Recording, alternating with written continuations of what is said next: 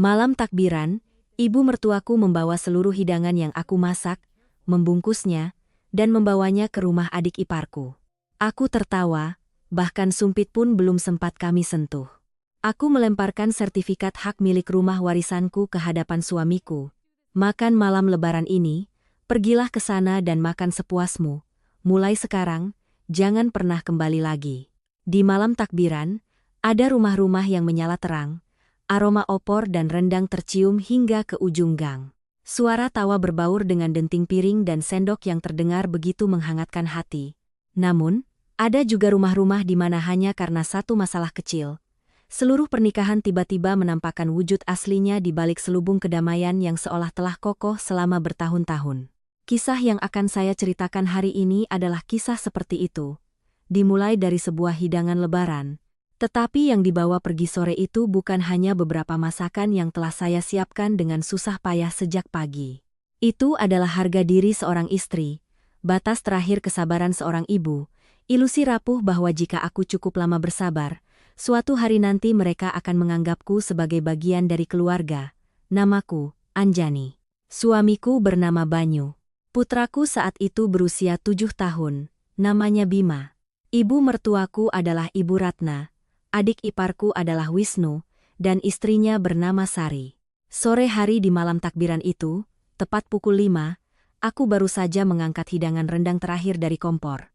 Seluruh dapur terasa panas, uap air membuat jendela kaca berembun, rambutku menempel di dahi, dan punggung bajuku basah kuyup karena berdiri di depan kompor sejak siang. Di atas meja makan ada 8 hidangan utama, 4 jenis sayuran, 2 jenis kuah, dan di tengahnya ada opor ayam yang bumbunya telah kusiapkan sejak malam sebelumnya. Aku bahkan sengaja mengeluarkan perangkat piring keramik biru warisan yang disimpan ibuku selama bertahun-tahun, yang hanya digunakan saat lebaran. Karena ibuku bilang, hari pertama lebaran harus ada sesuatu yang indah agar orang di rumah saling memandang dengan lebih hormat dan lebih sayang. Aku sedang merapikan piring sambal goreng ati ketika tiba-tiba terdengar suara sandal diseret di belakangku. Aku menoleh. Ibu mertuaku sudah berdiri di sana entah sejak kapan. Keheningannya membuatku terkejut hingga nyaris menjatuhkan piring rendang di tanganku. Beliau tidak menatapku, tidak bertanya apakah aku lelah, hanya memandangi hidangan di meja sekilas lalu mengucapkan satu kalimat, dengan nada datar seolah sedang menyuruh seseorang membersihkan halaman. Wisnu baru saja menelepon, Sari sedang mengidam dan mual mencium bau masakan, di sana mereka belum menyiapkan apa-apa. Ibu bawa semua ini ke sana untuk mereka. Kalian masih muda. Nanti masak mie instan saja untuk makan. Aku tertegun, bukan karena aku belum pernah mendengar kata-kata pilih kasih dari mulutnya, tetapi karena sejujurnya, selama 7 tahun menjadi menantu, aku masih berpikir setidaknya ada batas tertentu. Meskipun beliau lebih menyayangi anak bungsunya, meskipun selalu berkata kakak harus mengalah pada adik, meskipun sudah berkali-kali mengambil bagian yang paling enak untuk adik iparku, untuk hidangan lebaran putra sulungnya sendiri, cucunya sendiri, aku tidak menyangka beliau bisa sejauh ini. Ternyata aku salah. Sebelum aku sempat berkata apa-apa, beliau sudah memanggil suamiku. Banyu masuk dari ruang tamu, ia melihat hidangan, melihat keranjang makanan besar yang sudah disiapkan ibunya di bawah meja, lalu menatapku. Aku menunggu satu kalimat, hanya satu kalimat saja, kalimat yang sangat sederhana bahwa apa yang ibu lakukan itu tidak benar, bahwa di rumah ini ada anak kecil, ada istrinya yang sudah seharian di dapur, bahwa membawa beberapa makanan tidak apa-apa tetapi tidak bisa membawa semuanya seperti ini. Namun, Banyu hanya menggumam lalu membungkuk mengambil wadah makanan, mulai membantu ibunya memasukkan setiap hidangan. Aku ingat betul momen itu. Rendang yang kumasak sejak pagi dituangkan ke dalam mangkuk besar. Sambal goreng ati, sate ayam, opor ayam, sayur lodeh, ketupat, seluruh perangkat piring keramik biru itu, satu persatu dimasukkan ke dalam keranjang. Semuanya terjadi begitu alami, begitu lancar. Seolah-olah itu adalah hal yang benar untuk dilakukan. Seolah-olah aku tidak ada di dapur ini. Seolah-olah tanganku yang kepanasan, punggungku yang pegal, dan kegembiraan kecil putraku akan makan malam keluarga, semuanya bisa dikesampingkan dengan satu kalimat masak mie instan saja. Ibu Ratna membawa keranjang itu ke pintu, tak lupa berpesan, Piring-piring ini bagus, biar dipakai di sana supaya meriah. Nanti beberapa hari lagi ibu bawa pulang. Pintu tertutup, seluruh rumah terasa hampa, aroma makanan masih menguar di udara, tetapi meja makan kosong melompong hingga menyakitkan mata. Suara televisi di ruang tamu masih ramai menyiarkan program takbiran. Tetapi ada sesuatu di dalam hatiku yang baru saja padam. Tepat saat itu, Bima berlari keluar dari kamarnya, matanya berbinar karena mengira akan segera makan. Ia melihat ke meja, ke sekeliling dapur, lalu menarik lengan bajuku dan bertanya pelan, "Ibu, makanannya mana?" "Nenek bawa semuanya ke rumah paman ya." "Ibu, malam ini kita makan apa?" Mendengar pertanyaan anakku, tenggorokanku terasa tercekat. Ada saat-saat aku bisa menahan demi diriku sendiri, tetapi begitu anakku bersuara, semua penderitaan bertahun-tahun berubah menjadi penghinaan. Banyu mendekat dengan suara canggung. "Sudahlah, biar aku masak mie. Ibu kan kasihan pada Wisnu, di sana sedang tidak memungkinkan." Aku menoleh menatapnya. 7 tahun selalu seperti ini. Tidak ada benar atau salah, tidak ada batasan, tidak ada yang harus bertanggung jawab. Hanya ada kalimat-kalimat seperti itu, "Ibu kan hanya kasihan, dia adik kandungku. Sudahlah, yang penting rumah tangga damai." Kalimat-kalimat yang terdengar lembut, tetapi sebenarnya seperti pisau tumpul. Hari demi hari mengiris hati seseorang, tidak langsung berdarah, tetapi cukup untuk membuat luka itu tidak pernah sembuh. Tanpa berkata sepatah kata pun, aku meletakkan piring rendang yang sudah dingin di atas meja dan melepaskan celemek. Aku masuk ke kamar tidur, membuka laci paling bawah, dan mengeluarkan sertifikat hak milik dengan sampul merah yang telah kusimpan selama bertahun-tahun. Ketika aku kembali, Banyu berdiri terpaku di tengah ruangan, sementara putraku menatap ayahnya lalu ibunya dengan bingung. Aku meletakkan sertifikat itu di hadapan suamiku. "Makan malam lebaran ini, pergilah ke sana dan makan sepuasmu." Suaraku sangat pelan, begitu pelan sampai aku sendiri merasa aneh. Tetapi semakin pelan semakin membuat orang takut, dan mulai sekarang, jangan kembali ke sini lagi. Banyu menatap lekat sertifikat itu, wajahnya menjadi pucat pasi. Ia membukanya, matanya terpaku pada kolom nama pemilik. Hanya ada namaku, Anjani. Rumah ini dibeli oleh orang tuaku sebelum aku menikah, atas namaku sejak awal. Selama 7 tahun, uang cicilan, listrik, air, dan biaya sekolah anak sebagian besar juga aku yang menanggung. Banyu bekerja, tetapi uangnya selalu ia simpan dengan alasan untuk keperluan besar. Untuk investasi, untuk berjaga-jaga jika ada keperluan mendadak. Aku percaya, aku begitu percaya hingga tidak pernah bertanya lebih jauh. Sampai aku sadar bahwa yang disebut keperluan besar itu ternyata lebih sering mengalir ke arah rumah adik iparku daripada ke rumah kami sendiri. Bima merasa suasana menjadi aneh. Ia ketakutan dan bersembunyi di belakangku. Aku mengelus kepalanya dan menyuruhnya masuk ke kamar untuk bermain. Anak itu berjalan sambil terus menoleh ke belakang. Begitu pintu kamar anakku tertutup, Banyu bertanya dengan suara serak, "Kamu sedang apa, Anjani? Kenapa harus mengeluarkan sertifikat rumah tepat hari ini?" Aku menatapnya. Untuk pertama kalinya setelah bertahun-tahun, aku tidak ingin menelan apapun lagi.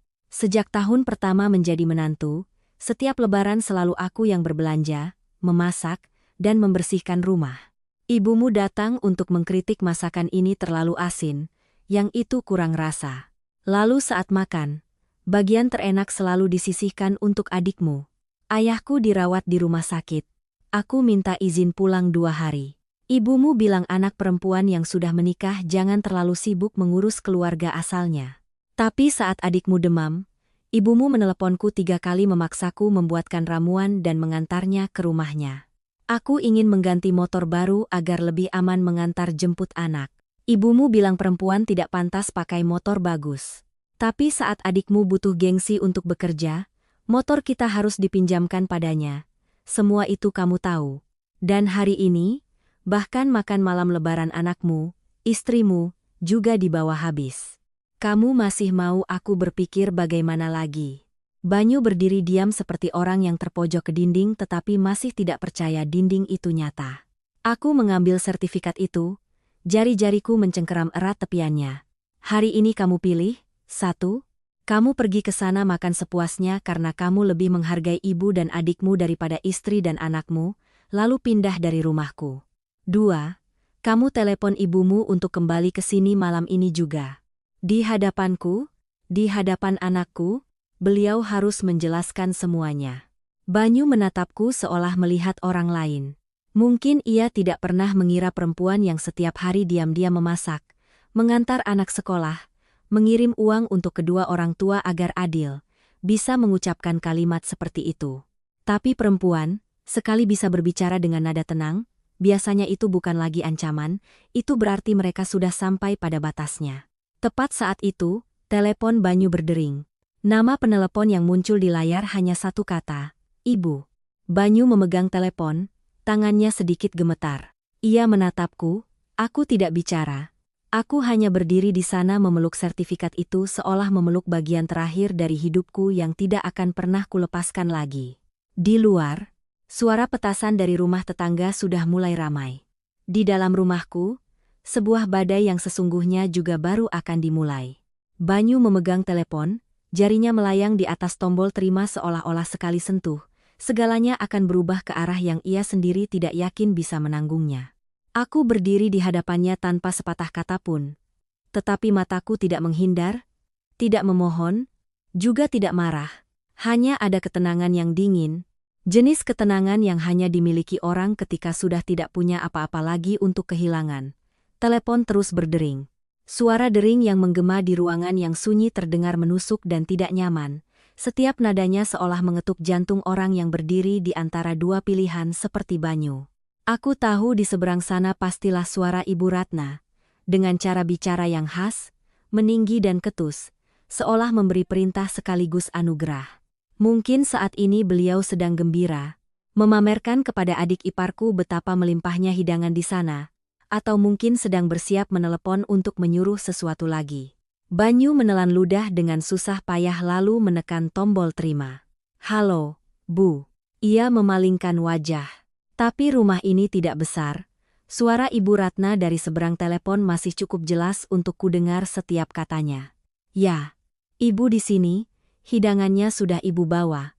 Mereka makan dengan lahap. Sari bahkan memuji masakan istrimu, katanya lebih enak daripada di restoran. Aku mendengarnya tanpa merasa sakit lagi. Aneh sekali. Kalimat seperti itu, jika dulu, mungkin aku akan merasa sedih, merasa getir.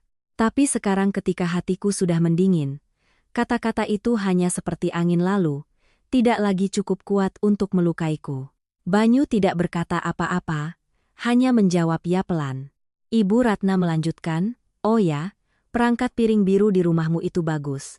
Ibu tinggalkan saja di sini biar dipakai Sari. Dia sedang hamil, pakai barang bagus biar semangat. Di rumahmu kan banyak yang seperti itu.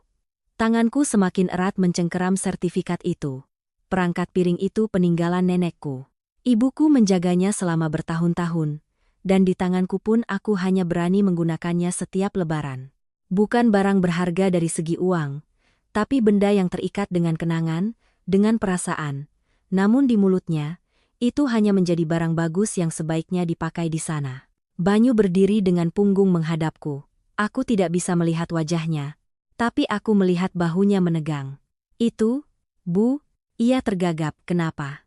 Suara Ibu Ratna langsung meninggi. Cuma beberapa piring saja pelit, istrimu yang mengajarimu?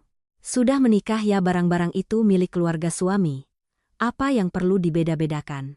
Kalimat itu sudah tak terhitung berapa kali ku dengar dalam berbagai bentuk, tapi hari ini rasanya seperti tusukan pisau terakhir, memutus tuntas semua ilusi yang tersisa dalam diriku. Banyu terdiam sangat lama. Aku melihat tangannya sedikit gemetar. Aku tahu inilah saatnya. Bukan lagi soal hidangan. Bukan soal piring, tapi soal di mana ia akan berdiri. Ya, Bu, akhirnya ia berkata dengan suara serak. Bu, bisakah Ibu ke rumah sebentar? Di seberang sana hening sejenak, lalu suara Ibu Ratna berubah total, tidak lagi gembira.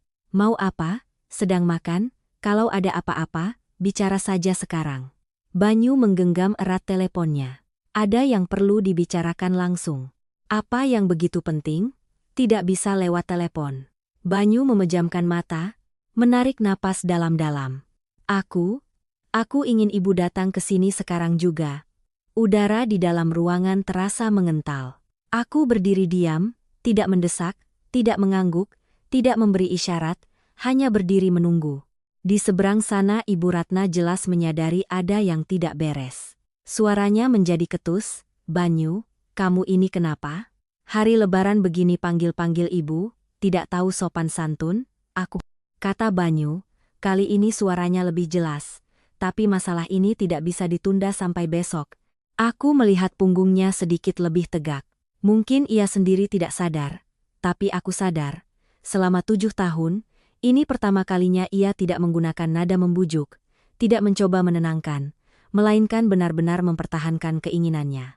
Di seberang sana hening beberapa detik lagi, lalu Ibu Ratna menghela napas keras. "Baiklah, aku ke sana. Biar kulihat ada masalah apa sampai kamu membuat keributan seperti ini." Telepon ditutup begitu saja. Banyu menurunkan tangannya, seluruh tubuhnya seolah baru saja melewati ketegangan yang panjang. Bajunya di bagian punggung sudah basah oleh keringat. Ia berbalik menatapku, tatapannya sangat aneh. Ada sedikit ketakutan, sedikit harapan, dan ada emosi lain yang belum pernah kulihat sebelumnya. Seolah ia sedang berdiri di depan sebuah pintu, yang jika ia langkahi, segalanya tidak akan sama lagi. "Anjani," ia memanggilku, suaranya mengecil. "Ibu, ibu bilang akan datang." Aku mengangguk, tidak berkata apa-apa. Bukan karena aku tidak punya apa-apa untuk dikatakan, tapi karena aku tahu saat ini, bicara lebih banyak tidak akan mengubah apapun. Apa yang perlu dilakukan sudah dilakukan, apa yang perlu dikatakan sudah dikatakan, sisanya adalah pilihan dia. Aku berbalik ke dapur. Di sudut kulkas, masih ada beberapa bahan yang kusiapkan untuk hari-hari setelah Lebaran. Beberapa pangsit beku, beberapa butir telur, sekotak daging asap. Aku mengeluarkannya dan mulai merebus air.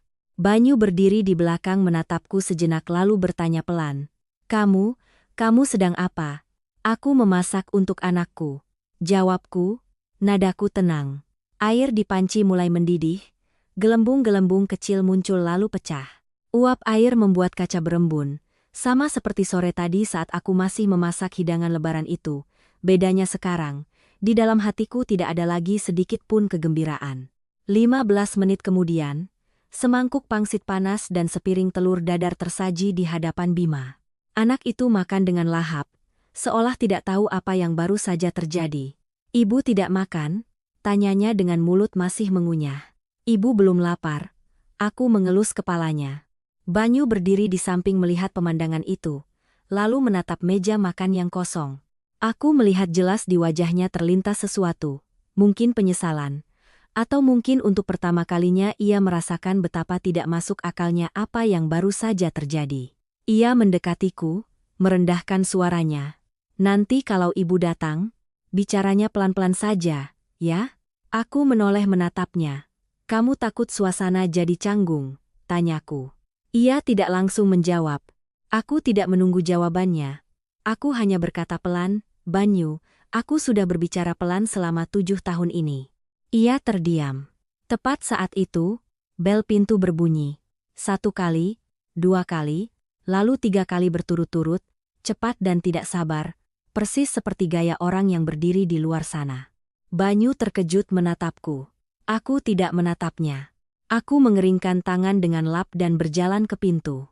Saat tanganku menyentuh gagang pintu, tiba-tiba aku menyadari satu hal dengan sangat jelas.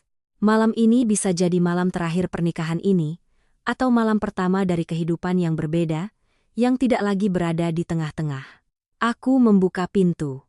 Ibu Ratna berdiri di sana, jaketnya belum terkancing rapat, wajahnya masam, tangannya masih membawa kantong plastik berisi beberapa buah apel dan jeruk. "Ada apa panggil aku ke sini buru-buru?" Beliau masuk. Suaranya tidak menyembunyikan kekesalan.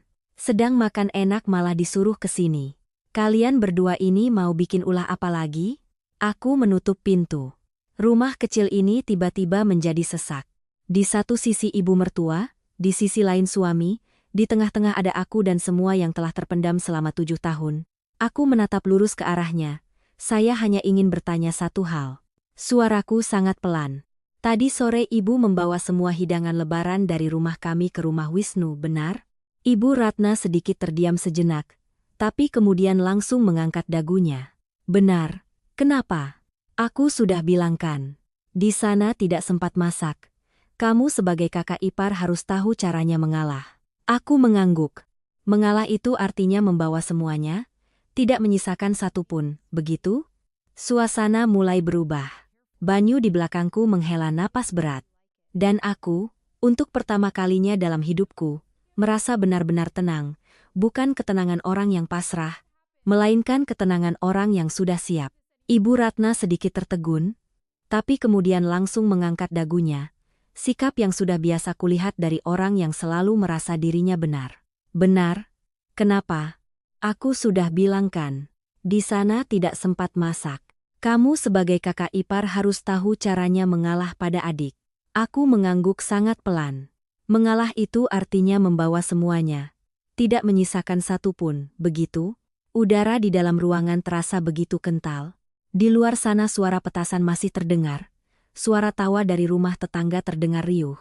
Tapi di dalam rumah ini, setiap kata yang jatuh terasa berat seperti batu. Ibu Ratna menatapku, tatapannya mulai menunjukkan sedikit ketidaksenangan. Kamu bicara macam apa? Cuma beberapa potong makanan saja diperhitungkan. Jadi menantu kok pelit sekali.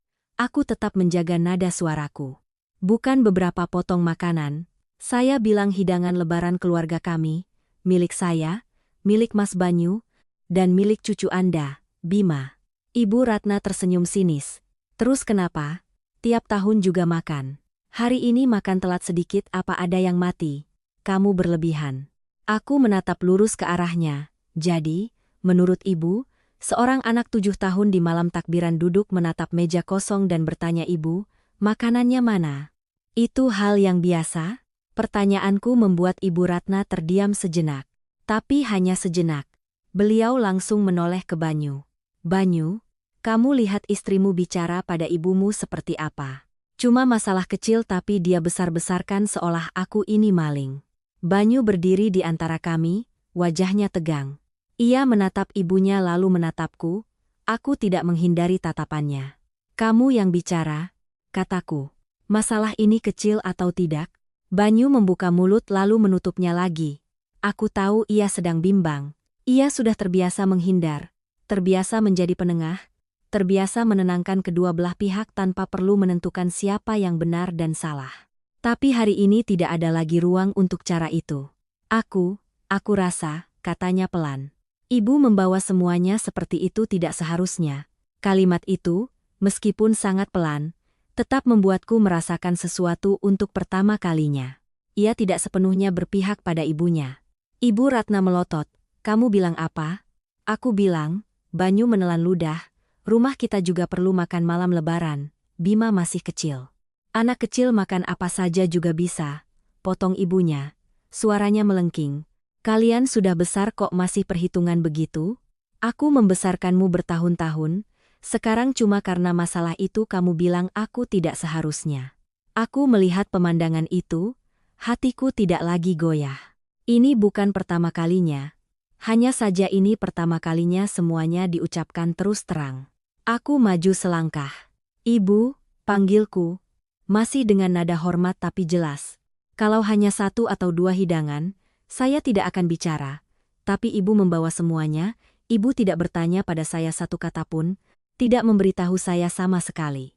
Saya berdiri di dapur seharian, saat dihidangkan, meja makan sudah kosong. Menurut ibu, bagaimana seharusnya perasaan saya? Ibu Ratna tertawa dingin. Ya kamu harusnya merasa beruntung. Makanan yang kamu masak dipuji orang, dibawa untuk adik iparmu makan. Jadi kakak ipar kok tidak bisa berpikir untuk adiknya? Aku menggeleng. Saya bukan tidak bisa berpikir untuk adik, kataku, tapi saya juga tidak bisa untuk tidak memikirkan anak saya sendiri. Kalimat itu untuk pertama kalinya membuat Ibu Ratna tidak langsung menjawab. Banyu yang berdiri di samping menghela napas berat. Aku tahu setiap kata yang kuucapkan saat ini tidak bisa ditarik kembali, tapi aku juga tidak berniat menariknya lagi.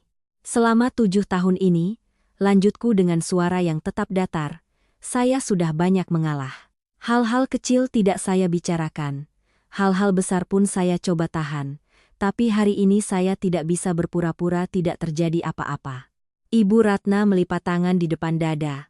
Lalu, kamu mau apa? Tanyanya dengan nada menantang. Aku menatapnya lalu menoleh ke Banyu. Saya tidak mau banyak. Kataku, hanya saja mulai sekarang, apapun yang menjadi milik keluarga kami, ibu harus menghormatinya. Tidak bisa seenaknya dibawa pergi. Ibu Ratna tertawa, tawa yang penuh sindiran. Keluarga kalian? Bicaramu enak sekali ya? Kamu lupa sudah menikah? Ini rumah suamimu. Barang-barang di rumah ini mau aku pakai bagaimanapun terserah aku. Aku tidak tertawa. Aku hanya meletakkan sertifikat hak milik di atas meja sekali lagi, mendorongnya pelan ke arahnya. Rumah ini atas nama saya. Kataku perlahan. Ruangan itu tiba-tiba hening. Ibu Ratna menatap sertifikat itu lalu menatapku.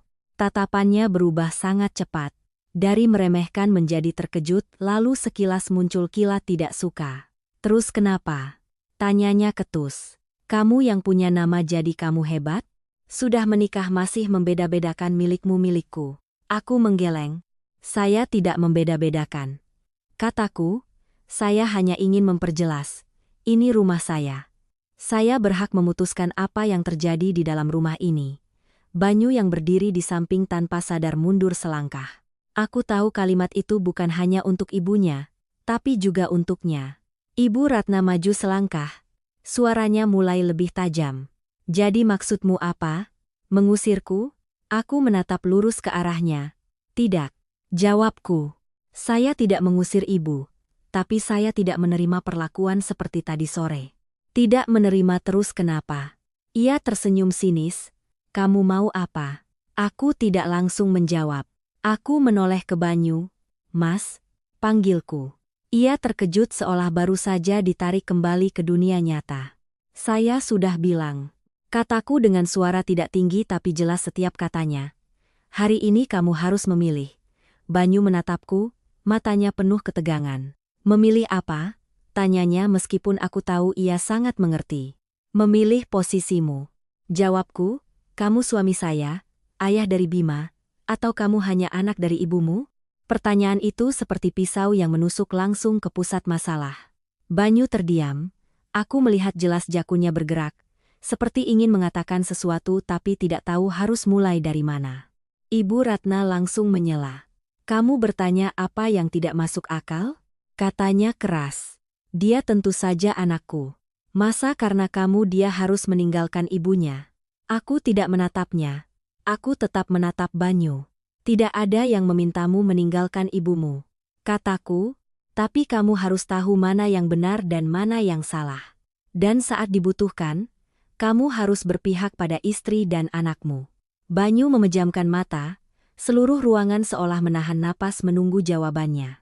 1 detik, 2 detik, 3 detik. Lalu ia membuka mata.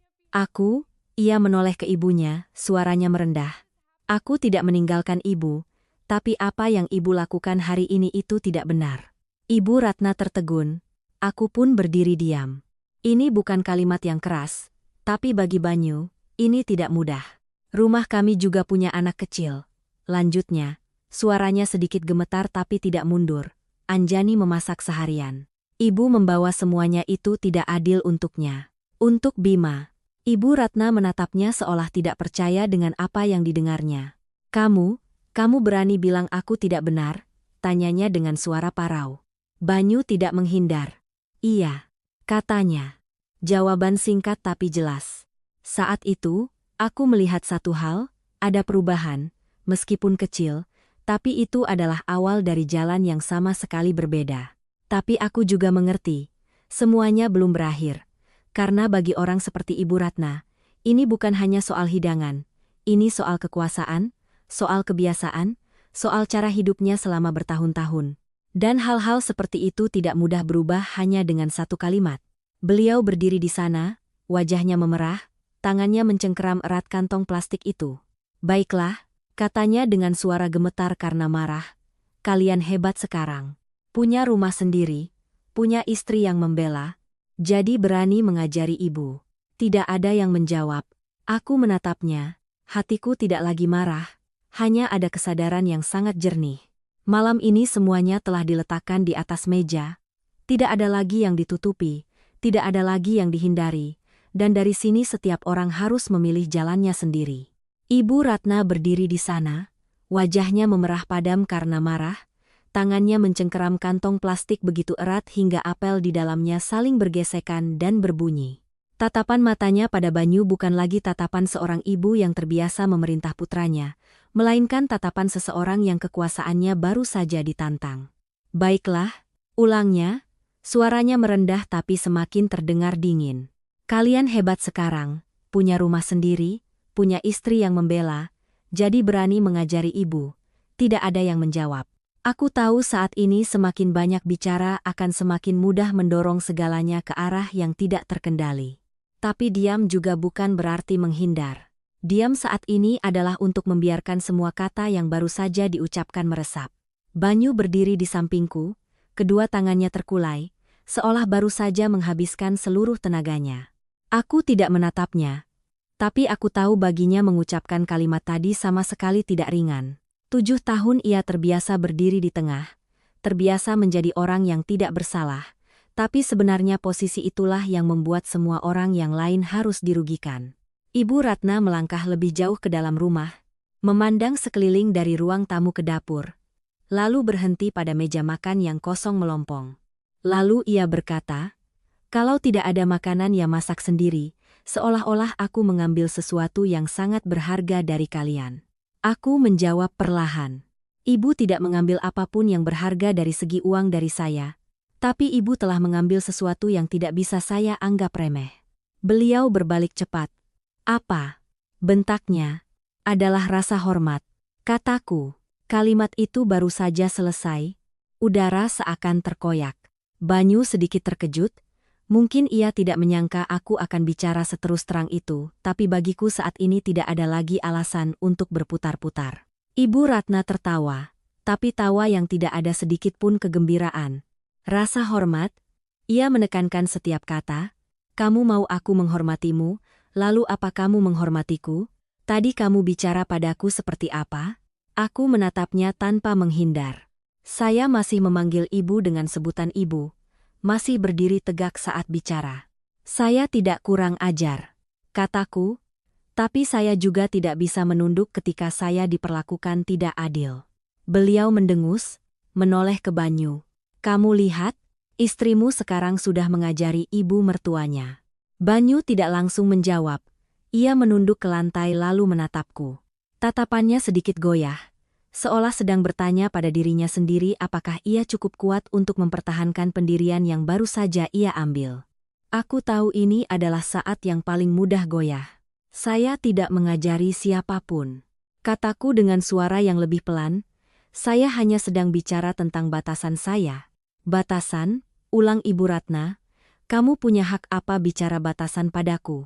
Aku menarik napas lalu berkata dengan sangat jelas, "Hak sebagai seorang istri, seorang ibu, dan sebagai pemilik rumah ini."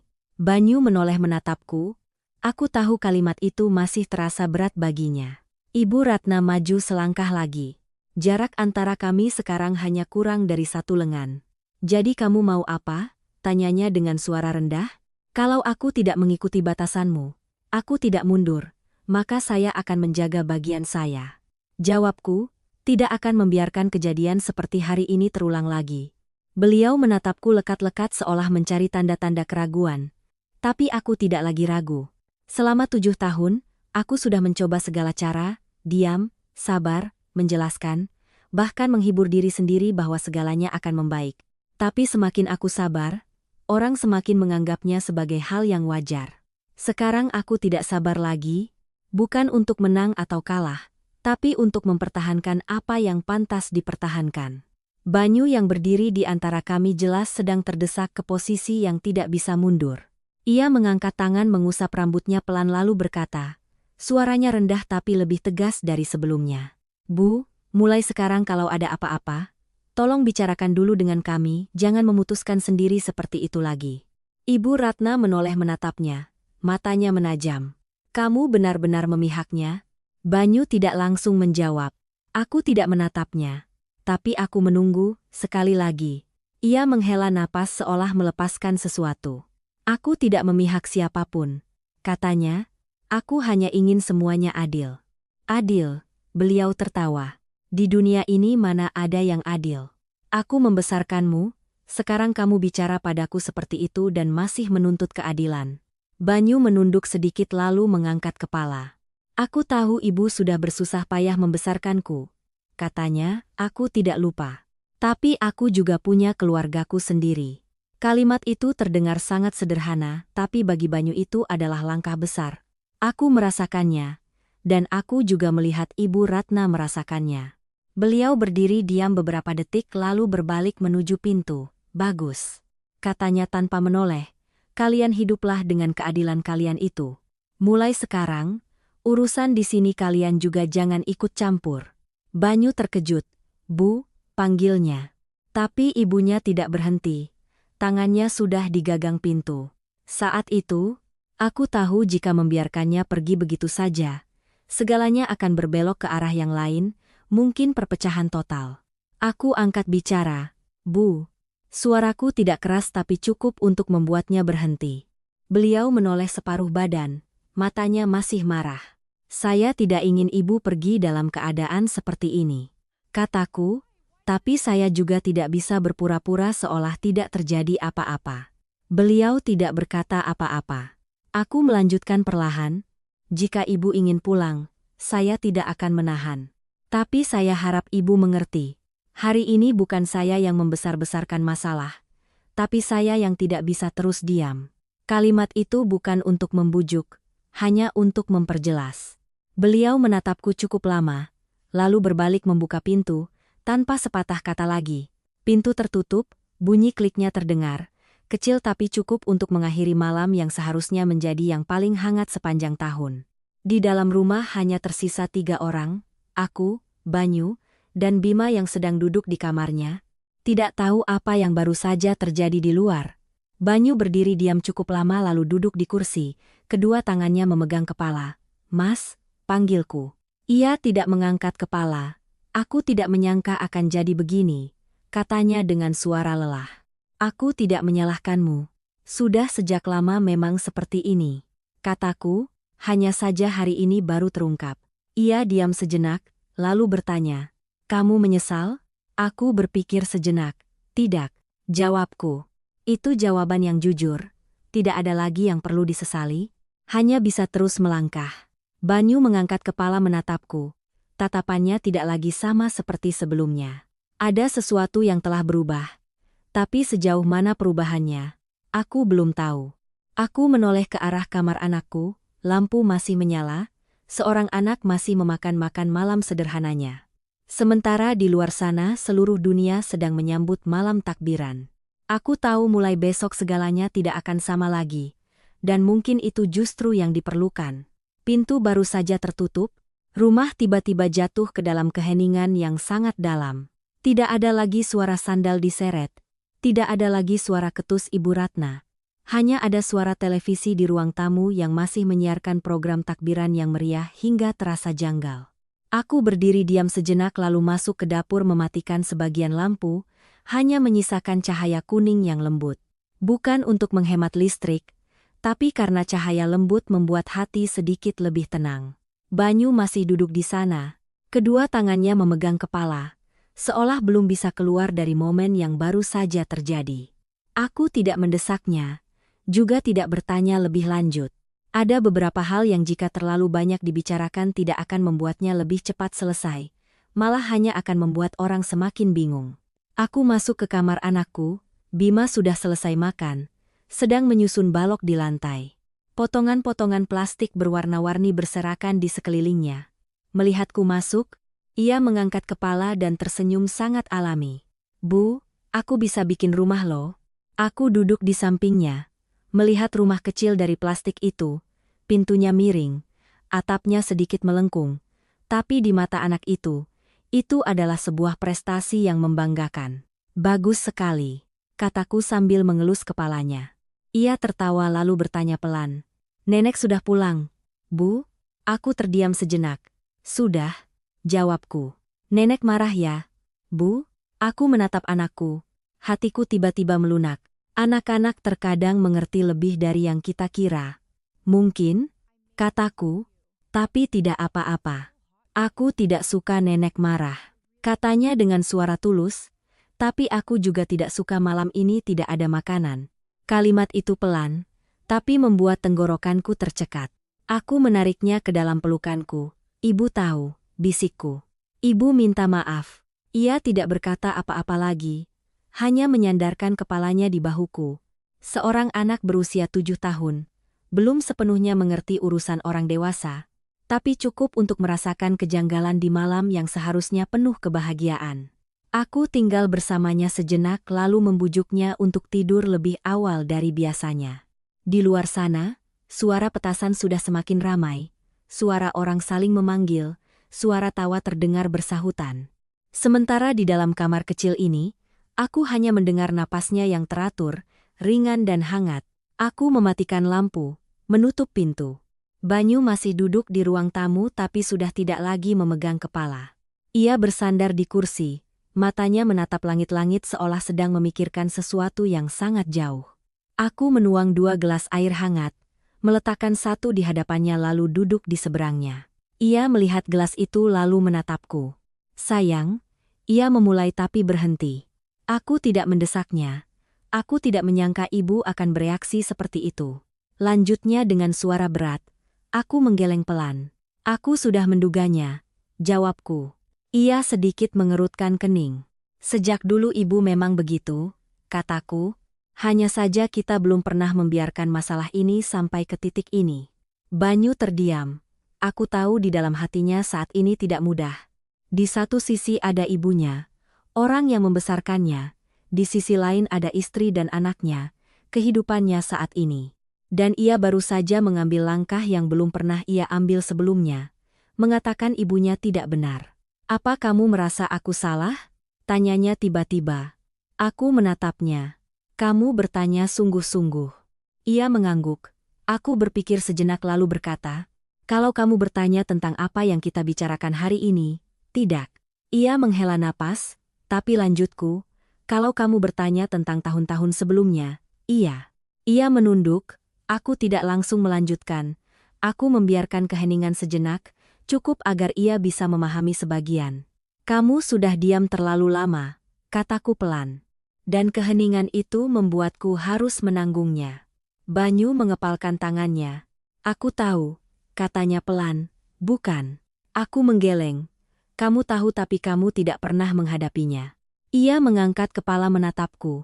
Dari masalah kecil hingga masalah besar, kamu selalu memilih cara termudah agar semuanya berlalu. Tapi kamu tidak melihat apa harga yang harus dibayar. Banyu tidak membantah. Ia hanya diam. Aku menatapnya. Hatiku tidak lagi semarah sebelumnya. Hanya ada kejelasan. Aku tidak butuh kamu memihakku setiap saat. Kataku, tapi aku butuh kamu tahu kapan aku perlu dilindungi. Ia menelan ludah, dan hari ini, lanjutku, kalau kamu tidak mengucapkan kalimat itu, aku sudah tidak akan ada di sini lagi. Kalimat itu kuucapkan sangat pelan, tapi itu adalah kenyataan. Banyu tertegun, ia menatapku, tatapannya berubah drastis. Kamu berniat, ia tidak menyelesaikan kalimatnya. Iya, aku mengangguk. Aku sudah bersiap. Ia melihat ke arah sertifikat hak milik yang masih tergeletak di meja seolah baru mengerti. Suasana kembali hening. Di luar sana, suara hitung mundur mulai terdengar. 10, 9, 8. Aku dan Banyu tidak ada yang bicara. 3, 2, 1. Suara petasan bergemuruh, suara orang bersorak, suara musik takbiran yang riuh. Tahun baru Islam telah tiba. Tapi di dalam rumah ini tidak ada yang saling mengucapkan selamat, hanya ada 2 orang duduk berhadapan di antara jarak yang tidak lagi sama seperti sebelumnya. Sesaat kemudian, Banyu angkat bicara. Aku akan bicara lagi dengan ibu. Katanya pelan tapi lebih mantap dari sebelumnya. Bukan hari ini, tapi aku akan bicara.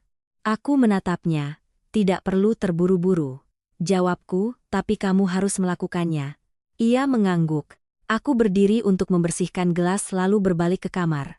Sebelum menutup pintu, aku mendengar ia memanggil, Anjani. Aku berhenti, menoleh. Terima kasih karena tidak langsung pergi.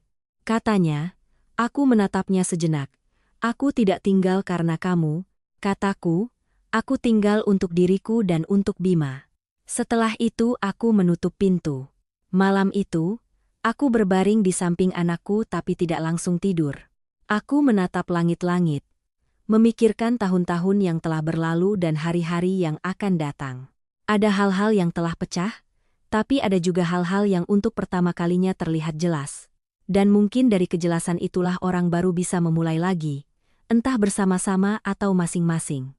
Di luar sana tahun baru telah tiba, dan di dalam hatiku, sebuah babak baru juga baru saja dimulai. Pagi hari pertama Lebaran, aku bangun lebih pagi dari biasanya. Bukan karena antusias seperti dulu, tapi karena aku tidak bisa tidur nyenyak.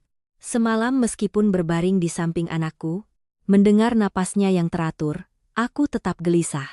Ada pikiran-pikiran yang terus berputar di kepala, tidak berisik tapi gigih seperti benang kusut yang semakin digerai semakin banyak. Aku keluar dari kamar, rumah terasa sangat sunyi. Cahaya pagi pertama Lebaran menyelinap melalui tirai, menyinari lantai dengan warna kuning pucat yang lembut dan jernih. Tidak ada lagi aroma masakan. Tidak ada lagi hawa panas dari dapur, hanya ada kekosongan yang sangat jelas. Banyu sedang tidur di sofa. Selimut tipis menutupi tubuhnya seadanya. Mungkin ia tidak masuk ke kamar tidur semalam. Wajahnya lelah. Matanya terpejam tapi tidak lelap. Seolah sedikit saja suara bisa membangunkannya. Aku tidak membangunkannya. Aku ke dapur merebus air, menyiapkan sarapan sederhana, beberapa potong roti, telur mata sapi, dan sedikit susu untuk Bima. Pekerjaan yang biasa kulakukan setiap hari. Tapi hari ini aku melakukannya dengan suasana hati yang berbeda. Tidak lagi berusaha membuat semuanya sempurna, hanya melakukan apa yang perlu. Saat aku sedang menata makanan di meja, Banyu bangun. Ia duduk, memandang sekeliling sejenak seolah belum sadar di mana ia berada, lalu tatapannya berhenti padaku. "Kamu bangun pagi sekali?" tanyanya. Suaranya masih serak. "Iya," jawabku singkat. Ia mengangguk, berdiri merapikan bajunya lalu masuk ke kamar mandi. Semuanya berlangsung sangat normal, tapi di antara kami masih ada jarak yang tak terlihat. Tidak ada yang mengucapkannya tapi semua merasakannya. Bima bangun tidak lama setelah itu. Ia berlari keluar, rambutnya masih acak-acakan, matanya masih mengantuk, tapi begitu melihatku ia tersenyum. "Bu, hari ini sudah Lebaran ya?" "Iya," aku mengelus kepalanya. "Jadi aku dapat uang Lebaran dong?" tanyanya dengan antusias. Aku tersenyum tipis. "Tentu," kataku. Aku mengambil amplop yang sudah kusiapkan dan memberikannya. Anak itu mengambilnya, langsung membukanya lalu tersenyum lebar. "Terima kasih, Bu." Ia menoleh ke Banyu. Ayah punya uang Lebaran untukku tidak?" Banyu berdiri di sana sedikit tertegun, lalu ikut tersenyum. "Tentu saja," katanya. Ia mengambil dompet dan memberikan amplop lain. Bima dengan gembira menerimanya lalu berlari keliling rumah seolah semuanya sudah kembali normal.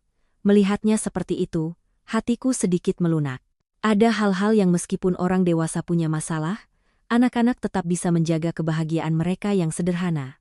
Kami bertiga duduk di meja makan, suasana tidak setegang semalam, tapi juga tidak senyaman sebelumnya. Masing-masing menjaga keheningan.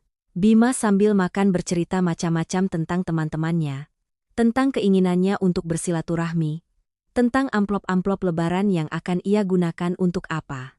Aku dan Banyu sesekali menanggapi, tapi lebih banyak mendengar. Selesai makan aku membereskan piring, sementara Banyu berdiri sendirian di balkon. Aku melihatnya dari dapur, punggungnya terlihat lebih berat dari sebelumnya. Sekitar tengah hari, telepon Banyu berdering.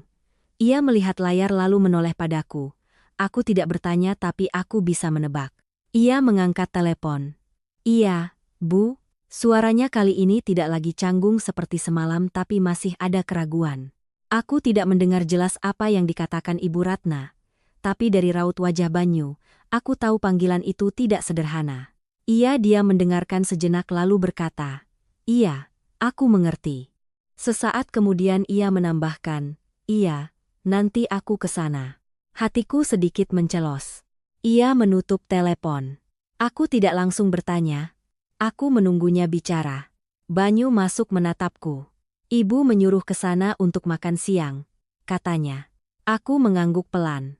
Kalau kamu mau pergi, pergilah, jawabku. Ia menatapku seolah ingin membaca pikiranku. Kamu dan Bima, tanyanya. Aku di rumah dengan Bima, kataku. Ia diam sejenak. Kamu tidak mau ikut, tanyanya lagi. Aku menatapnya. Menurutmu aku harus ikut dalam situasi seperti ini? Tanyaku balik. Ia tidak menjawab. Jawabannya sudah jelas. Aku berbalik melanjutkan mencuci piring. Sesaat kemudian, ia berkata, aku ke sana sebentar lalu pulang. Aku tidak menolak. Iya, jawabku. Ia berganti pakaian, bersiap pergi. Sebelum keluar pintu, ia berhenti menatap ke kamar anakku. Bima, ayah ke rumah nenek sebentar, katanya. Anak itu mengangkat kepala. Aku ikut tidak, tanyanya. Banyu terdiam. Ia menatapku. Aku tidak berkata apa-apa. Kamu di rumah sama ibu ya? Katanya pada Bima. Anak itu mengangguk tanpa bertanya lebih lanjut.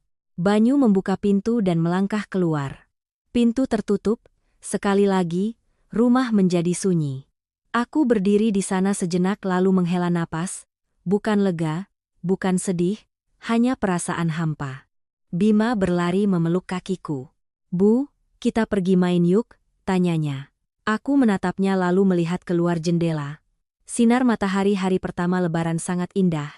Lembut dan jernih seolah segalanya bisa dimulai kembali. Iya, kataku, kita ke rumah kakek dan nenek. Anak itu langsung gembira. Aku menyiapkan pakaian, menggantikan baju anakku lalu kami berdua pergi. Jalanan lebih ramai dari biasanya. Orang-orang memakai baju baru, tertawa dan berbicara dengan riang. Keluarga-keluarga berjalan bersama, tangan menenteng bingkisan, tangan menggandeng anak, terlihat begitu hangat. Aku menggandeng tangan Bima di tengah keramaian. Ada satu momen, tiba-tiba aku sadar aku tidak merasa sehampa yang kukira. Mungkin ketika sudah melihat segalanya dengan jelas, orang akan mengurangi harapan, dan dengan mengurangi harapan, rasa sakit juga berkurang.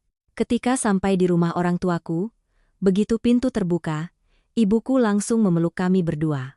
Sudah pulang, katanya. Suaranya hangat, aku tersenyum, iya. Tidak perlu banyak bertanya. Hanya dengan satu pelukan, hatiku sudah terasa lebih tenang. Bima berlari masuk ke rumah, berceloteh dengan kakek neneknya. Aku berdiri di teras sejenak, melihat ke dalam, sebuah rumah yang berbeda, suasana yang berbeda, tapi juga keluarga. Dan tiba-tiba aku mengerti, aku masih punya tempat untuk kembali. Telepon di sakuku bergetar. Aku mengeluarkannya. Pesan dari Banyu. Aku sudah di sini. Ada hal yang aku belum tahu harus bilang bagaimana. Aku menatap tulisan itu, tidak langsung membalas.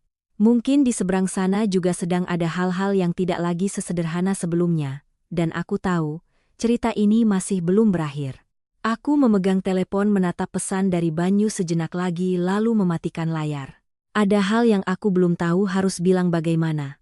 Kalimatnya tidak panjang tapi cukup untuk membuatku mengerti bahwa di seberang sana segalanya tidak setenang kelihatannya dalam sebuah makan siang hari pertama Lebaran. Aku tidak langsung membalas. Bukan karena marah, bukan juga karena ingin jual mahal. Hanya saja untuk pertama kalinya setelah bertahun-tahun, aku tidak lagi terburu-buru berlari untuk mengerti, untuk membujuk, untuk menyelesaikan. Aku membiarkannya menghadapi sendiri apa yang telah ia pilih untuk masuki. Bu, nenek panggil ibu masuk makan. Bima berlari keluar memanggil, suaranya jernih. Aku memasukkan telepon ke saku, tersenyum pada anakku. Iya, ibu masuk. Di dalam, hidangan sudah tersaji, tidak banyak masakan rumit, hanya beberapa lauk yang biasa. Sayur lodeh, rendang, sambal goreng ati, ditambah semangkuk opor ayam yang ibuku masak sejak pagi. Tapi entah kenapa melihat hidangan itu, aku merasa hangat. Bukan karena makanannya lebih enak, tapi karena tidak ada yang harus mengalah dengan terpaksa. Ibuku menarik kursi untukku, tangannya masih berbau bawang goreng. Makanlah, nak, Dari pagi pasti belum makan yang benar. Aku mengangguk. Ayahku duduk di seberang menatapku sejenak lalu bertanya pelan. Di rumah suamimu baik-baik saja, nak? Pertanyaan itu ia ajukan seperti biasa setiap tahun. Tapi aku tahu ia sedang mencari tahu. Aku tidak ingin berbohong tapi juga tidak ingin menceritakan semuanya. Yah, ada sedikit masalah, jawabku. Ibuku meletakkan sumpit. Masalah apa? Tanyanya. Suaranya tidak keras tapi jelas. Aku diam sejenak. Ada hal-hal yang diceritakan bukan untuk mengeluh tapi agar keluarga tahu di mana posisi kita. Kemarin sore ibu mertuaku membawa semua hidangan lebaran yang kumasak ke rumah Wisnu, kataku pelan. Ibuku tertegun, ayahku juga berhenti makan, membawa semua, tanyanya. Iya. Tidak ada yang bicara lagi selama beberapa detik. Lalu ibuku menghela napas. Ibu itu, gumamnya. Ayahku tidak bicara, tapi aku melihat jelas tatapannya meredup. Lalu Banyu bagaimana? Tanyanya lagi. Aku menunduk ke mangkuk nasi, awalnya dia tidak bicara apa-apa. Jawabku. Tapi setelah itu dia angkat bicara. Ayahku mengangguk pelan. Lalu kamu? Tanyanya. Saya bicara terus terang, kataku. Ibuku menatapku. Terus terang sampai sejauh mana? Tanyanya. Aku mengangkat kepala. Sampai sejauh jika terus seperti ini saya tidak bisa hidup seperti itu lagi. Suasana di meja makan kembali hening.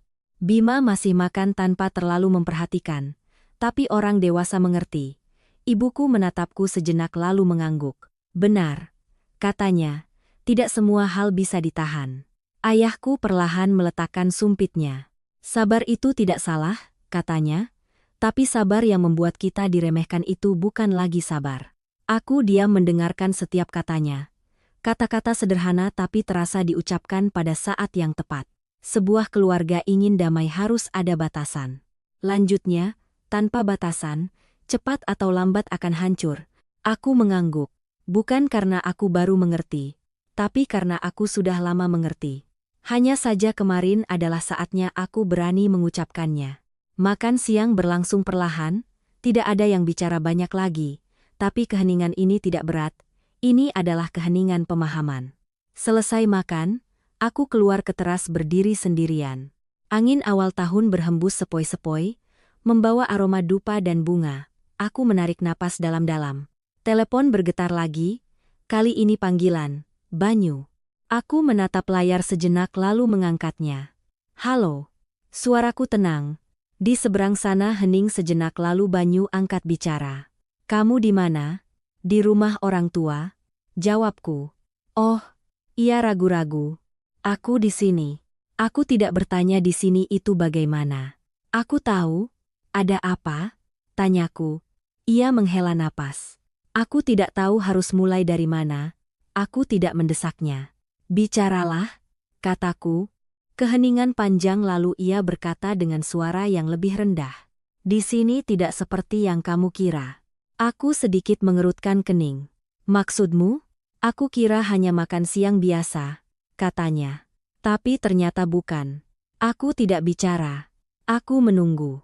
Saat aku datang, hidangan hampir tidak tersentuh. Lanjutnya, ibu dan keluarga Wisnu tidak banyak makan. Aku sedikit terkejut. Tidak makan?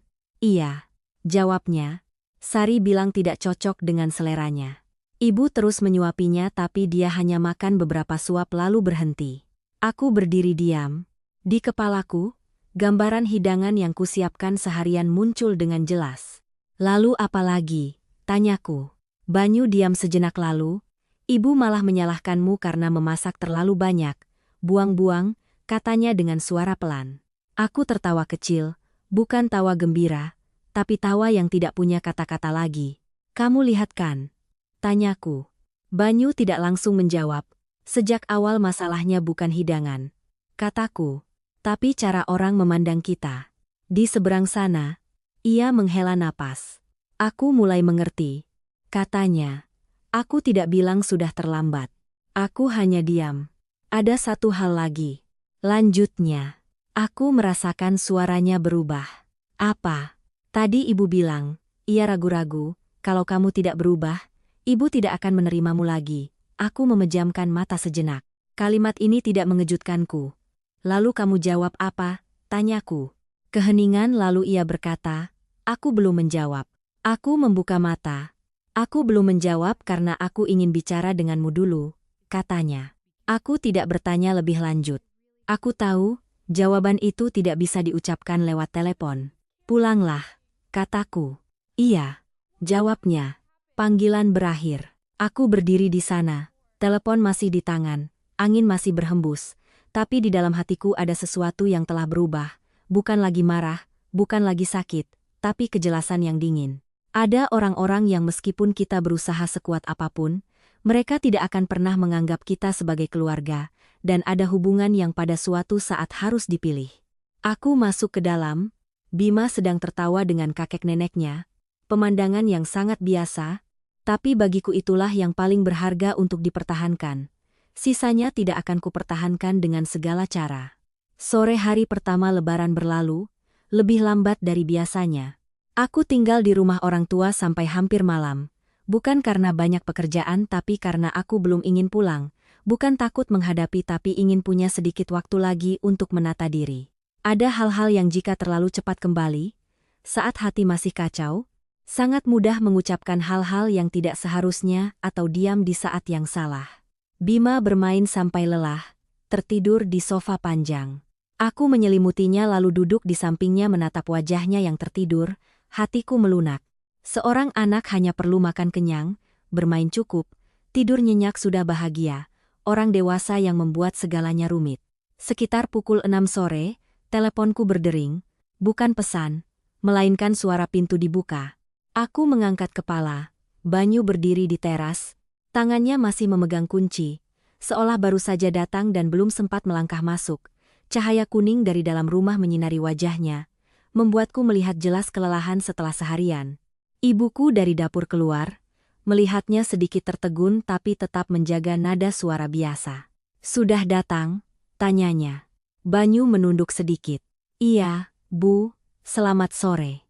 Ayahku dari ruang tamu keluar, mengangguk, masuklah, katanya. Banyu masuk, melepas sepatu lalu melihat sekeliling, seolah mencari tempat untuk berdiri di ruang ini. Mungkin untuk pertama kalinya setelah bertahun-tahun, ia datang ke rumah mertuanya dengan suasana hati yang berbeda, bukan sebagai menantu yang bersilaturahmi, tapi sebagai seseorang yang sedang perlu menghadapi sesuatu. Aku berdiri, Bima tidur, kataku. Ia mengangguk. Iya. Kami saling menatap beberapa detik, tidak setegang semalam tapi juga tidak seringan sebelumnya. Ibuku melihat kami berdua lalu berkata, kalian bicaralah, biar ibu jaga Bima. Beliau menggendong Bima ke kamar dalam, menutup pintu. Ruang tamu hanya tersisa aku, Banyu, dan ayahku. Ayahku tidak pergi. Beliau duduk di kursi, menuang teh seolah sedang menunggu. Suasana tidak nyaman tapi juga tidak mudah. Banyu duduk di seberangku, kedua tangannya di atas lutut, jari-jarinya saling bertautan. Ia tidak langsung bicara, aku juga tidak bertanya. Sesaat kemudian, ia angkat bicara, aku sudah pulang. Iya, jawabku. Ia menarik napas. Di sana, ia memulai lalu berhenti. Tidak seperti yang kupikirkan. Aku menatapnya, kamu sudah bilang tadi, kataku pelan. Ia mengangguk. Tapi aku tetap ingin mengatakannya lagi, katanya. Aku diam membiarkannya bicara. Saat aku datang, hidangan hampir tidak tersentuh. Katanya, Sari tidak bisa makan, ibu terus menyuapinya tapi dia hanya makan seadanya. Iya, jawabku. Setelah itu ibu malah menyalahkanku. Lanjutnya, bilang aku masak banyak tidak perhitungan, buang-buang, aku tersenyum tipis. Tidak ada yang baru, kataku. Ia menunduk. Aku tahu, katanya. Tapi saat berdiri di sana aku baru melihatnya dengan jelas. Aku tidak bicara. Ia mengangkat kepala. Aku merasa telah mengabaikan terlalu banyak, katanya. Aku menatapnya tanpa terburu-buru bereaksi. Aku selalu berpikir kalau tidak bertengkar itu baik. Lanjutnya. Tapi sebenarnya aku sedang membiarkanmu menanggungnya sendirian. Kalimat ini ia ucapkan pelan tapi jelas. Aku mendengarnya tapi tidak merasa perlu mengatakan benar atau salah lagi karena itu sudah terlalu jelas. Ibu bilang apa? Tanyaku. Ia diam sejenak, seperti yang kukatakan di pesan. Ibu bilang, kalau kamu tidak berubah, ibu tidak akan menerimamu lagi. Aku mengangguk. Iya, ia menatapku. Kamu tidak merasa apa-apa? Tanyanya. Aku menatap lurus ke arahnya. Kamu mau aku merasa apa? Tanyaku balik. Ia terdiam.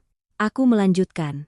Aku harus sedih, harus takut, atau harus berubah agar diterima? Ia tidak menjawab. Aku sudah cukup berusaha. Banyu, kataku dengan suara pelan. Bukan 1-2 tahun, tapi 7 tahun. Ia mengepalkan tangannya.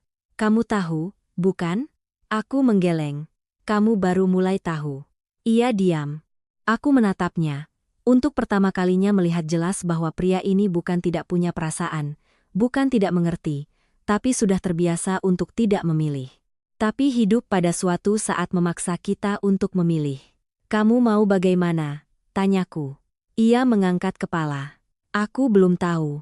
Katanya jujur. Aku mengangguk. Benar. Kataku.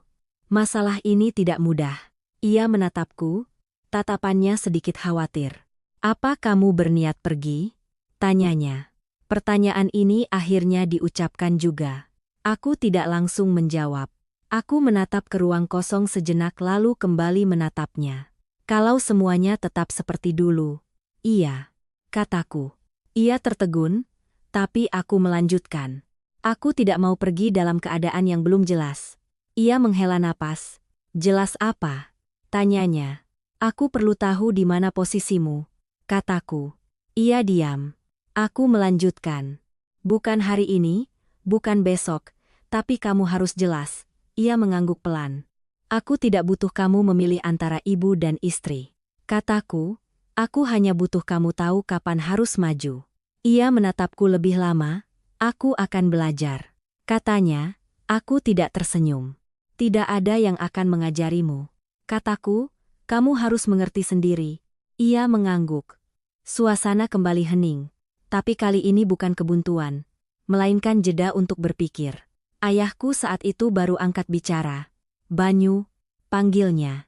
Banyu menoleh. Iya, Pak. Ayahku menatapnya. Suaranya tidak berat tapi jelas. Keluarga itu bukan tempat untuk ada yang dirugikan dalam waktu lama. Katanya, kalau kamu ingin mempertahankannya, kamu harus tahu cara yang benar. Banyu mengangguk. Iya, Pak. Saya mengerti. Ayahku tidak bicara lagi. Beliau meminum tehnya. Kalimat tadi sudah cukup. Aku berdiri. Sudah malam. Kataku, pulanglah. Banyu menatapku. Kamu tidak pulang? Tanyanya. Aku menggeleng. Hari ini tidak. Jawabku. Ia mengangguk. Tidak memaksa. Ia berdiri, pamit pada orang tuaku lalu melangkah ke pintu. Sebelum pergi, ia menatapku sekali lagi. Tidak bicara apa-apa tapi tatapannya sudah berbeda. Pintu tertutup, aku berdiri di sana menghela napas panjang. Tidak lega tapi jelas, ada hal-hal yang tidak bisa diselesaikan dalam 1 hari. Tapi setidaknya hari ini semua sudah diletakkan pada tempatnya, dan dari situlah baru bisa melangkah. Malam hari pertama Lebaran aku menginap di rumah orang tua. Bukan karena marah, tapi karena aku tahu jika langsung pulang, segalanya akan kembali ke alur lama. Aku bersih-bersih, aku masak, aku berusaha membuat suasana kembali normal, dan setelah beberapa hari, semuanya akan seolah tidak pernah terjadi apa-apa. Aku tidak mau itu lagi. Pagi hari kedua, aku bangun sedikit lebih siang. Ibuku sudah bangun sejak pagi, sedang memasak kolak di dapur. Aroma jahe dan gula merah menyebar lembut di udara, akrab dan hangat. Sudah bangun? Tanyanya tanpa menoleh. Iya, jawabku. Sudah sarapan? Tanyanya lagi. Belum, tunggu sebentar, ada kolak hangat. Aku bersandar di kusen pintu dapur menatap punggung ibuku. Ada pemandangan yang meskipun sudah kulihat puluhan tahun tetap membuat hati tenang. Bu, panggilku. Iya, jawabnya. Kalau aku tidak pulang ke rumah suamiku beberapa hari apa tidak apa-apa. Ibuku berhenti sejenak lalu melanjutkan mengaduk kolak. Tidak apa-apa, katanya, rumah ini selalu rumahmu. Aku tidak bicara lagi, jawaban itu sudah cukup. Bima bangun setelah itu, memulai hari baru dengan tawa dan pertanyaan yang tidak ada habisnya. Anak itu tidak bertanya tentang semalam, tidak bertanya tentang neneknya, hanya bertanya hari ini mau kemana, mau makan apa. Aku sadar bagi anak, kestabilan bukan terletak di mana ia berada tapi di mana ada ibunya di sisinya. Sekitar pukul 9 pagi, teleponku berdering. Banyu, aku menatap layar lalu mengangkatnya. Halo, sudah bangun? Tanyanya. Sudah. Bima mana? Di sini. Oh, ia diam sejenak. Kamu hari ini pulang tidak? Tanyanya. Aku melihat ke halaman, di mana matahari menyinari setiap ubin. Belum, jawabku. Ia tidak terkejut. Aku mengerti, katanya. Aku tidak bicara. Aku di rumah. Lanjutnya, rumah kita. Aku sudah membersihkannya. Aku sedikit terdiam. Membersihkannya. Iya, katanya, semalam aku tidak bisa tidur. Aku membersihkan dapur, meja, lalu memasak beberapa lauk sederhana. Aku diam. Gambaran ia berdiri di dapur dengan canggung muncul di kepalaku. Bima suka telur dadar. Tambahnya seolah menjelaskan tindakannya. Aku menghela napas pelan. Iya, kataku. Keheningan sejenak. Aku ingin kamu pulang, katanya dengan suara rendah. Aku tidak langsung menjawab. Bukan untuk kembali seperti dulu. Lanjutnya, tapi untuk kita memulai lagi. Kalimat itu tidak seperti yang pernah ia katakan sebelumnya. Tapi aku tidak terburu-buru percaya. Memulai lagi tidak cukup hanya dengan diucapkan. Aku tahu. Jawabnya. Jadi kamu sudah berpikir akan melakukan apa? Tanyaku. Ia diam beberapa detik. Aku akan bicara lagi dengan ibu. Katanya. Bukan untuk bertengkar, tapi untuk memperjelas. Aku mendengarkan tapi tidak langsung bereaksi. Aku juga tidak akan membiarkan kejadian seperti kemarin terulang lagi. Tambahnya. Kamu sudah sering bilang begitu, kataku. Ia menghela napas. Kali ini berbeda, katanya. Aku tidak bertanya bedanya bagaimana karena jawabannya harus ada di tindakan. Aku tidak butuh kamu membuktikannya sekarang, kataku, tapi kamu harus mengerti. Aku tidak akan pulang hanya untuk mencoba sekali lagi. Aku mengerti, katanya. Suaranya tidak lagi terburu-buru. Kamu di rumah orang tuamu saja dulu beberapa hari, katanya. Kapan kamu merasa baik-baik saja, baru pulang. Aku sedikit terkejut. Dulu ia tidak akan berkata seperti itu. Ia akan mencari cara untuk menarikku pulang secepatnya atau membuat segalanya cepat selesai. Iya, jawabku. Panggilan berakhir. Aku berdiri di sana sejenak lalu masuk. Ibuku sedang menyajikan kolak. Banyu telepon ya, tanyanya. Iya. Dia bilang apa? Dia bilang sudah membersihkan rumah, kataku. Ibuku tersenyum tipis. Sudah bisa juga ya? Aku tidak tersenyum. Aku belum pulang, kataku. Ibuku mengangguk. Tidak perlu buru-buru. Aku duduk makan kolak.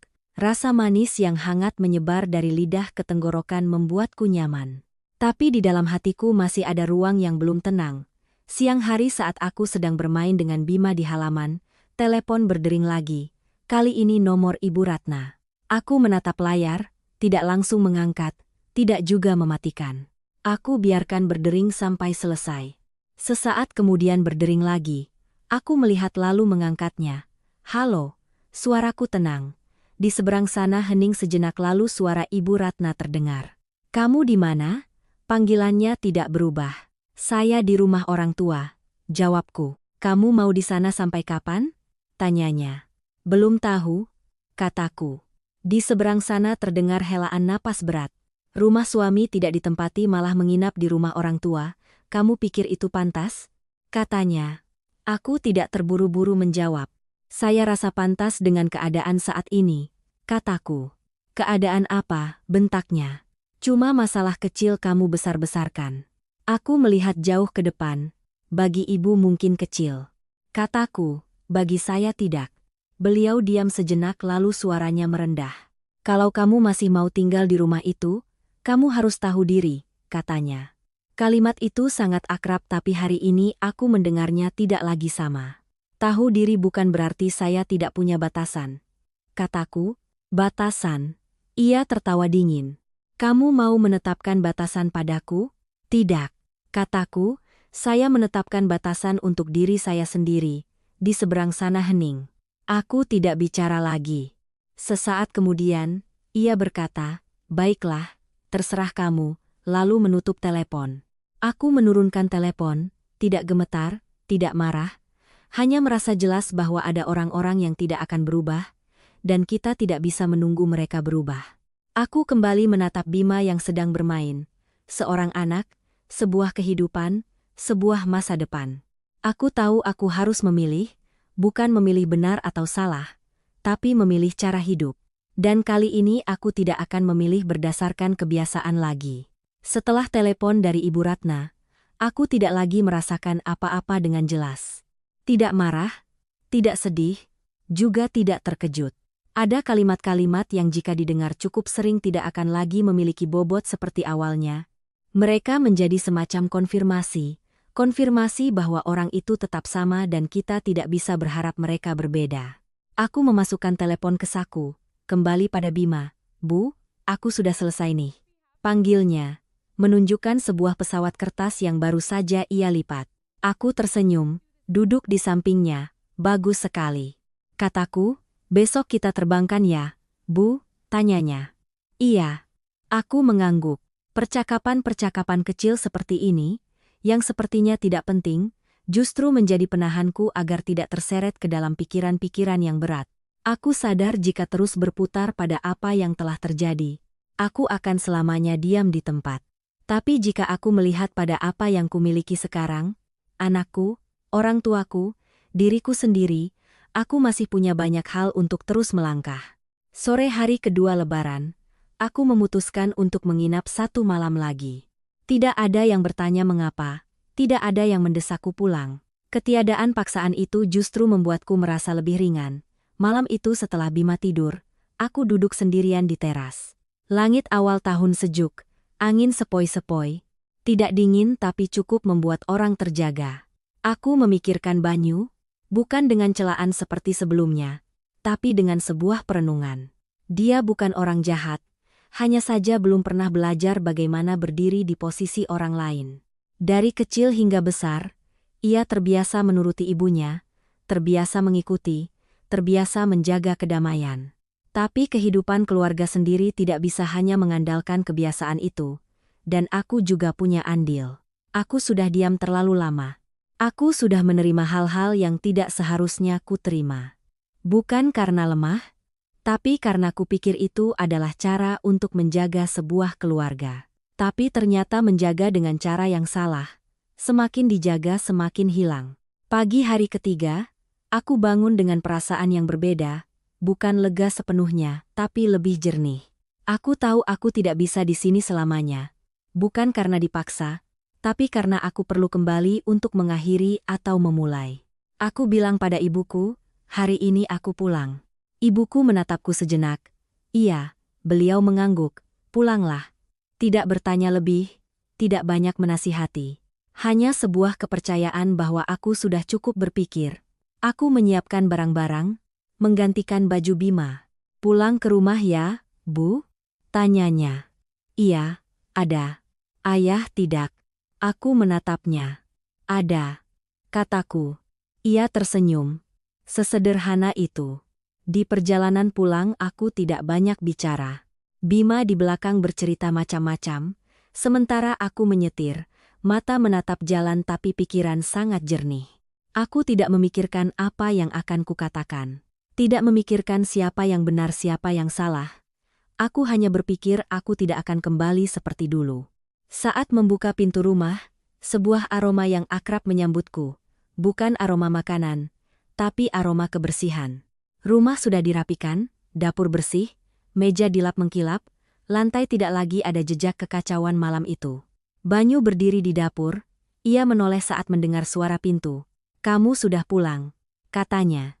Suaranya tidak keras tapi ada sesuatu yang berbeda. Aku mengangguk. Iya. Bima berlari masuk. Ayah, panggilnya. Banyu membungkuk memeluknya. Di sana senang tidak? Tanyanya. Senang, Bima tertawa, dapat kolak, dapat uang lebaran juga. Banyu tertawa. Aku berdiri di sana melihat pemandangan itu. Pemandangan yang sangat biasa, tapi setelah apa yang terjadi, tidak lagi sederhana. "Kamu sudah makan?" tanya Banyu. "Belum. Aku sudah masak," katanya. Sederhana saja. Aku tidak bertanya apa. Aku masuk ke dapur. Semangkuk sayur bening, sepiring telur, sedikit sayur rebus, bukan hidangan lengkap tapi cukup. Aku duduk. Banyu tidak banyak bicara, ia hanya mengambilkan lauk untuk Bima lalu ikut makan. Suasana hening. Bukan hening karena tidak ada apa-apa, tapi hening karena belum ada yang ingin memecahkannya. Selesai makan Bima pergi bermain. Aku berdiri membereskan piring. Banyu tidak membiarkanku melakukannya sendiri. Ia berdiri di samping mencuci piring. Aku melihat tangannya, tidak terbiasa tapi ia melakukannya. Sesaat kemudian ia berkata, "Aku sudah berpikir."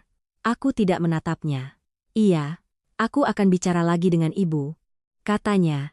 "Iya, bukan untuk mengubah ibu," lanjutnya, "tapi untuk mengubah caraku menangani masalah." Aku berhenti sejenak lalu melanjutkan. "Aku tidak bisa membiarkanmu menanggungnya seperti dulu lagi," katanya. Aku menoleh menatapnya. Untuk pertama kalinya ia mengatakan itu. "Bukan aku akan mencoba, bukan aku mengerti, tapi aku tidak bisa membiarkan." Sebuah perubahan kecil tapi jelas. "Kamu sudah bilang pada ibu?" tanyaku. "Belum," jawabnya. "Tapi aku akan bilang." Aku mengangguk. "Baiklah." Ia menatapku. "Lalu kamu?" tanyanya. "Aku di sini," kataku, "tapi tidak seperti dulu." Ia mengangguk. "Aku tidak akan melawan ibumu," kataku, "tapi aku juga tidak akan menerima seperti dulu." "Aku mengerti," jawabnya. Kami berdiri di sana di tengah dapur. Tidak dekat tidak jauh tapi lebih jelas. Aku tahu segalanya belum baik-baik saja. Belum bisa disebut baik-baik saja. Tapi setidaknya sudah berubah arah. Dan terkadang hanya perlu mengubah arah sudah cukup untuk terus berjalan. Malam itu saat aku selesai membereskan segalanya, duduk di kursi, telepon bergetar, sebuah pesan dari nomor yang kukenal. "Adik iparku, Wisnu. Kak. Soal kemarin aku mau bicara." Aku melihat tulisan itu, tidak langsung menjawab. Ada cerita-cerita yang belum selesai, hanya saja baru membuka pintu yang lain. Aku menatap pesan dari Wisnu cukup lama. "Kak, soal kemarin aku mau bicara."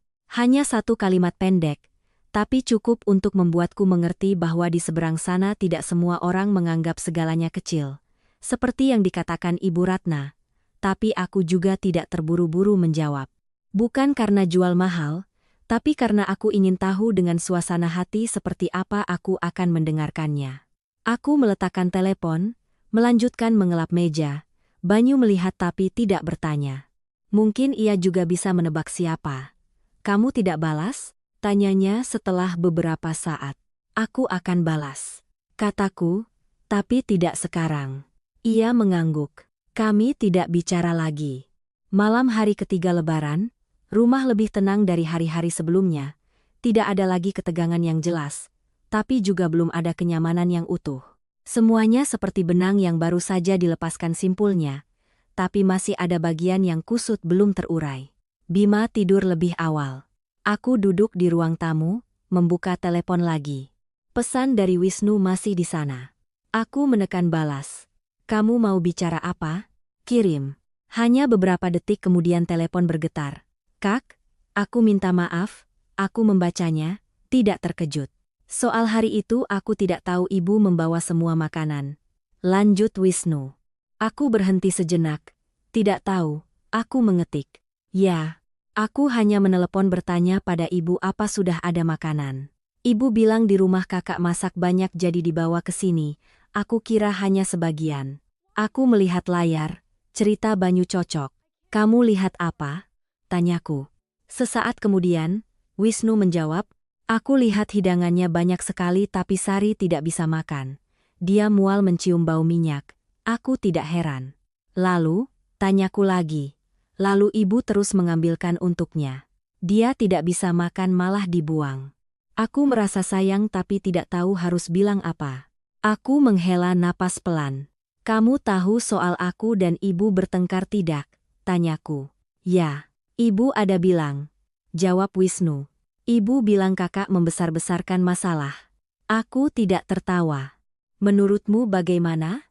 Tanyaku. Keheningan yang lebih lama. Lalu Wisnu menjawab. Aku rasa itu bukan masalah kecil. Aku berhenti. Kenapa? Tanyaku. Karena itu adalah hidangan lebaran keluarga kakak, tulis Wisnu. Aku adiknya tapi aku tidak merasa kakak harus mengalah seperti itu. Aku melihat tulisan itu. Hatiku tidak banyak merasakan emosi tapi sedikit lebih ringan. Bukan karena dibela, tapi karena ada yang mengerti. Aku mau bilang pada kakak kalau aku tidak meminta ibu melakukan itu. Lanjut Wisnu. Dan aku juga tidak nyaman. Aku tidak langsung menjawab. Aku teringat tahun-tahun sebelumnya. Wisnu memang begitu. Pendiam, jarang ikut campur tapi juga tidak pernah angkat bicara. Tidak jahat tapi juga tidak cukup untuk mengubah apapun. Kamu sudah bilang pada ibu? Tanyaku. Belum, jawab Wisnu. Kenapa? Aku. Sesaat kemudian baru ada pesan. Aku tidak mau bertengkar. Aku melihat layar. Terasa akrab. Tidak mau bertengkar bukan berarti benar. Balasku. Cukup lama. Ya, aku tahu. Jawab Wisnu. Kamu mau bagaimana? Tanyaku. Kali ini Wisnu diam lebih lama. Aku tidak mendesaknya.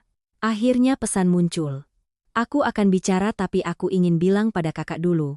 Aku membaca lalu meletakkan telepon. Bukan karena habis cerita, tapi karena aku sudah mengerti. Di keluarga ini, bukan hanya Banyu tapi juga Wisnu terbiasa menjaga kedamaian dengan cara diam. Tapi kedamaian itu hanya di permukaan. Banyu mendekat. Wisnu ya? Tanyanya. Iya. Dia bilang apa? Aku memberikan telepon padanya. Ia membaca lalu diam. Sesaat kemudian ia berkata. Dia juga mulai sadar. Iya. Jawabku. Aku juga. Katanya. Aku menatapnya. Sadar bukan berarti melakukan. Kataku. Ia mengangguk. Aku tahu. Kami duduk di kursi.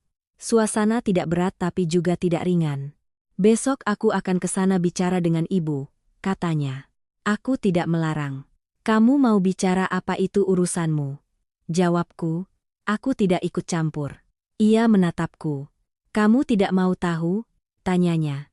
Bukan tidak mau, kataku. Tapi aku tidak perlu mendengarnya dulu, aku mengerti. Ia akan bicara terus terang.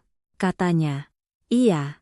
Aku berdiri, tapi ingat satu hal, kataku. Ia menatapku, jangan bicara karena aku. Lanjutku, bicaralah karena kamu mengerti itu benar.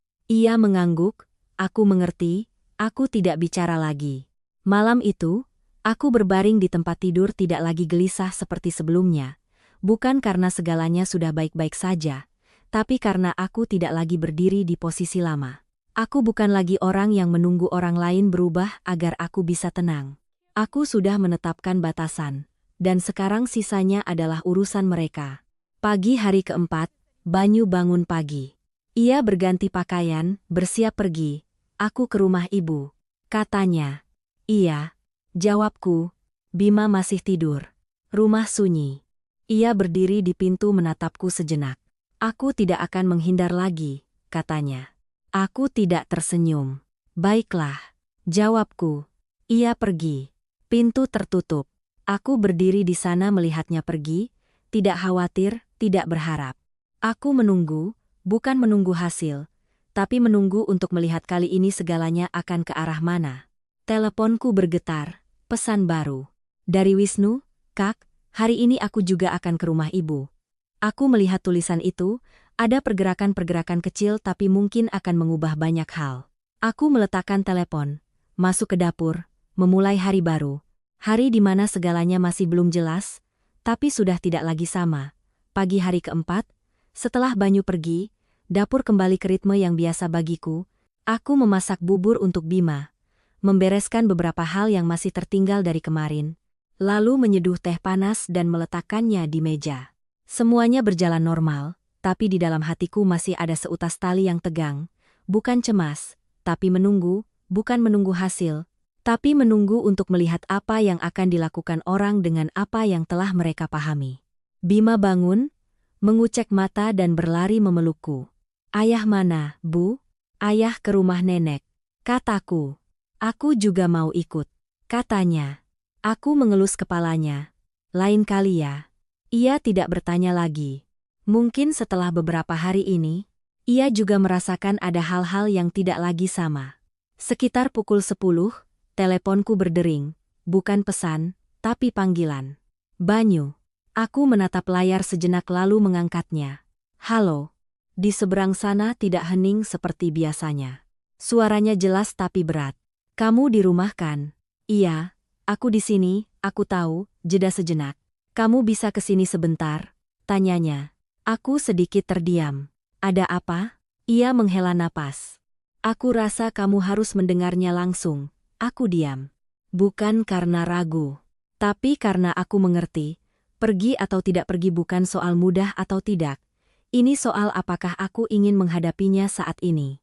Siapa saja di sana? Tanyaku. Ibu. Jawabnya.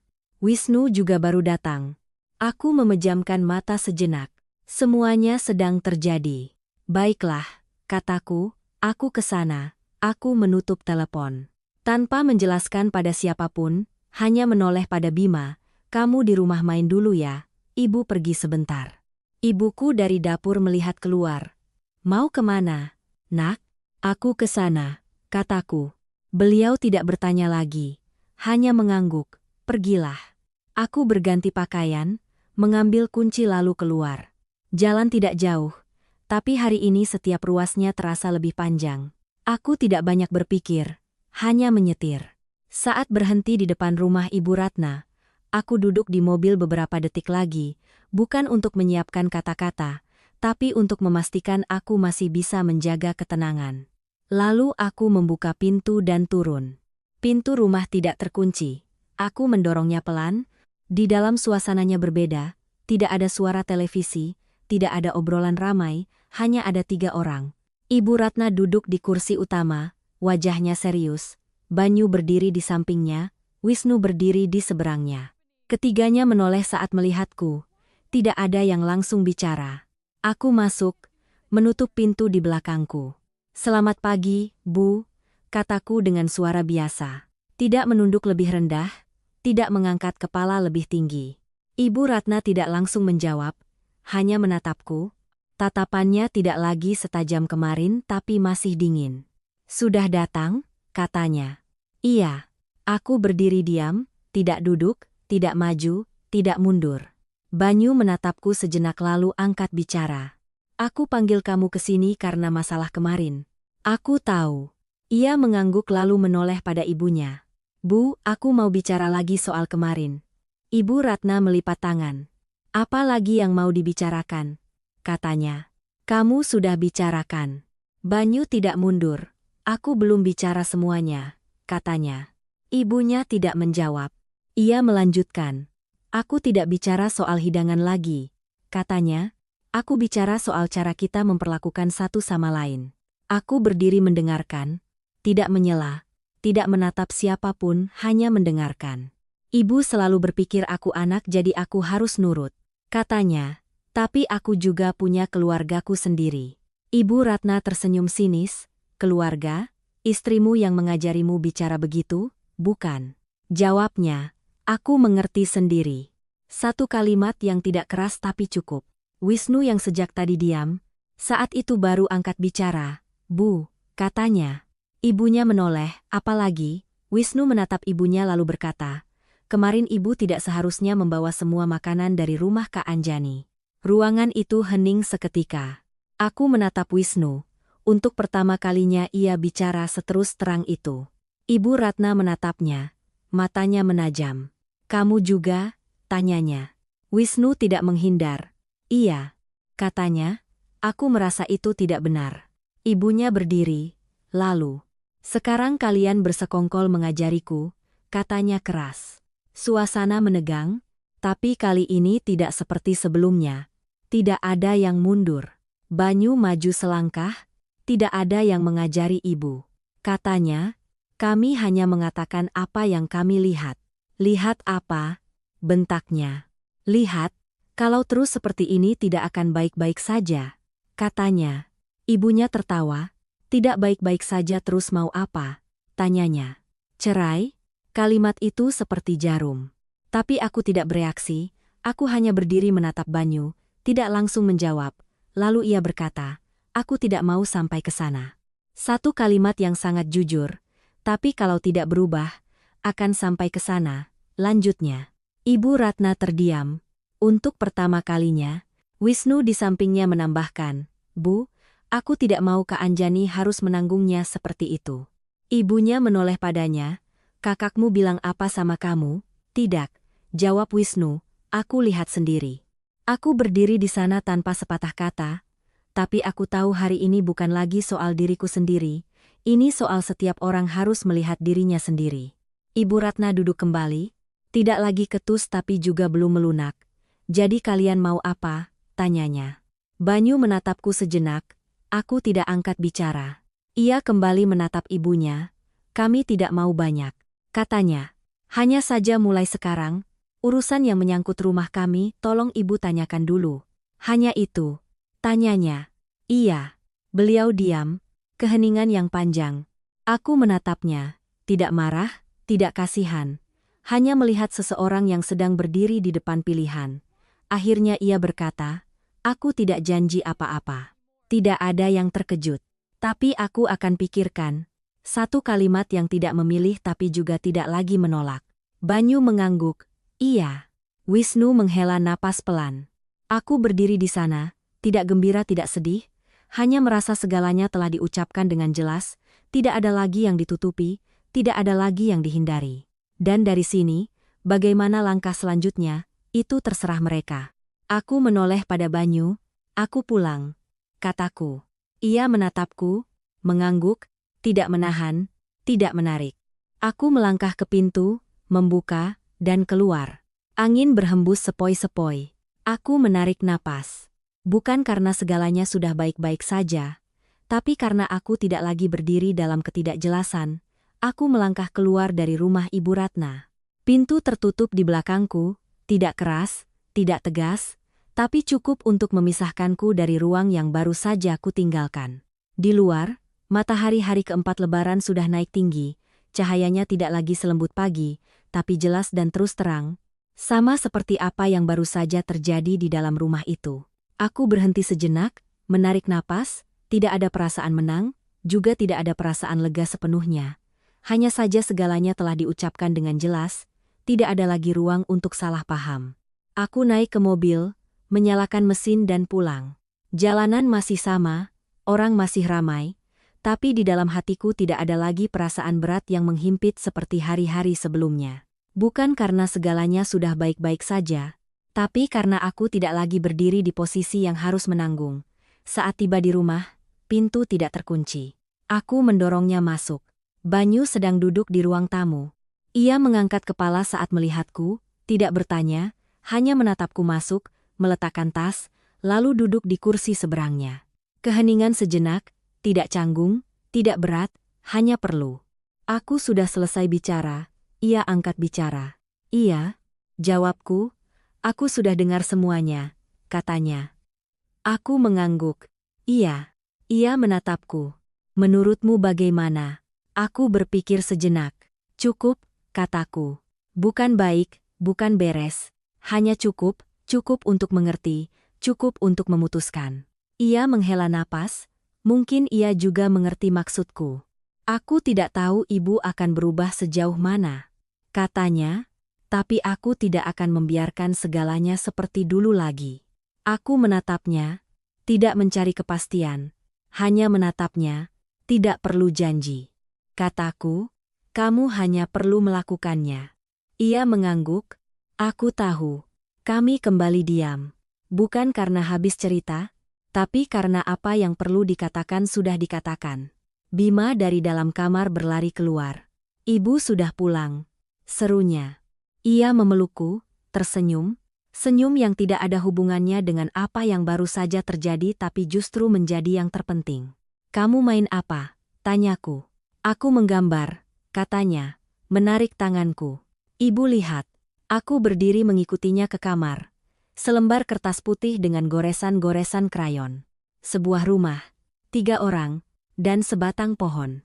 "Ini rumah kita," katanya. "Iya, ini ibu, ini ayah. Ini aku." Ia menunjuk. Aku melihat sebuah gambar yang sangat sederhana tapi lengkap. Tidak ada nenek, tidak ada orang lain, hanya 3 orang. "Bagus," kataku. Ia tertawa. "Aku suka rumah kita." Aku mengelus kepalanya. Iya, aku tidak mengoreksi, tidak menjelaskan, hanya membiarkannya apa adanya karena terkadang kesederhanaan anak-anak adalah yang paling jelas. Sore itu, aku tidak melakukan banyak hal, hanya bersih-bersih, memasak makan malam secukupnya, tidak banyak, tidak rumit, hanya makan malam untuk keluarga kami. Banyu membantuku tanpa perlu disuruh, tanpa perlu diingatkan. Ia melakukannya, pelan, belum terbiasa, tapi ia melakukannya. Kami tidak banyak bicara saat itu, tapi suasananya tidak lagi sama seperti sebelumnya, tidak ada lagi kecanggungan, tidak ada lagi keheningan yang berat, hanya sedang belajar kembali. Selesai makan Bima bermain, sementara aku keluar ke balkon berdiri sendirian. Langit sore mulai turun, cahaya matahari melembut, aku melihat ke kejauhan, memikirkan hari-hari yang baru saja berlalu, tidak panjang tapi cukup untuk mengubah. Aku teringat diriku yang dulu, selalu berusaha membuat segalanya damai, tapi kedamaian itu bukan kedamaian sejati, hanya ditutupi. Sekarang semuanya telah terbuka, mungkin masih akan ada gesekan, mungkin masih akan sulit, tapi setidaknya ini nyata. Banyu melangkah keluar di belakangku, tidak berdiri terlalu dekat. "Sayang," panggilnya. "Iya." "Aku tidak tahu ke depannya akan bagaimana," katanya. Aku menoleh menatapnya. "Tidak ada yang tahu," jawabku. Ia mengangguk. "Tapi aku mau mencoba," katanya. Aku tidak tersenyum. "Mencoba saja tidak cukup," kataku. "Aku tahu," jawabnya. "Harus dilakukan," kataku. "Iya." Kami saling menatap, tidak perlu kata-kata lagi. Malam itu saat aku selesai membereskan segalanya dan bersiap tidur, telepon bergetar, sebuah pesan dari Ibu Ratna. Aku melihatnya, tidak langsung membuka. Sesaat kemudian baru kubaca, "Besok kalau tidak sibuk, pulanglah makan."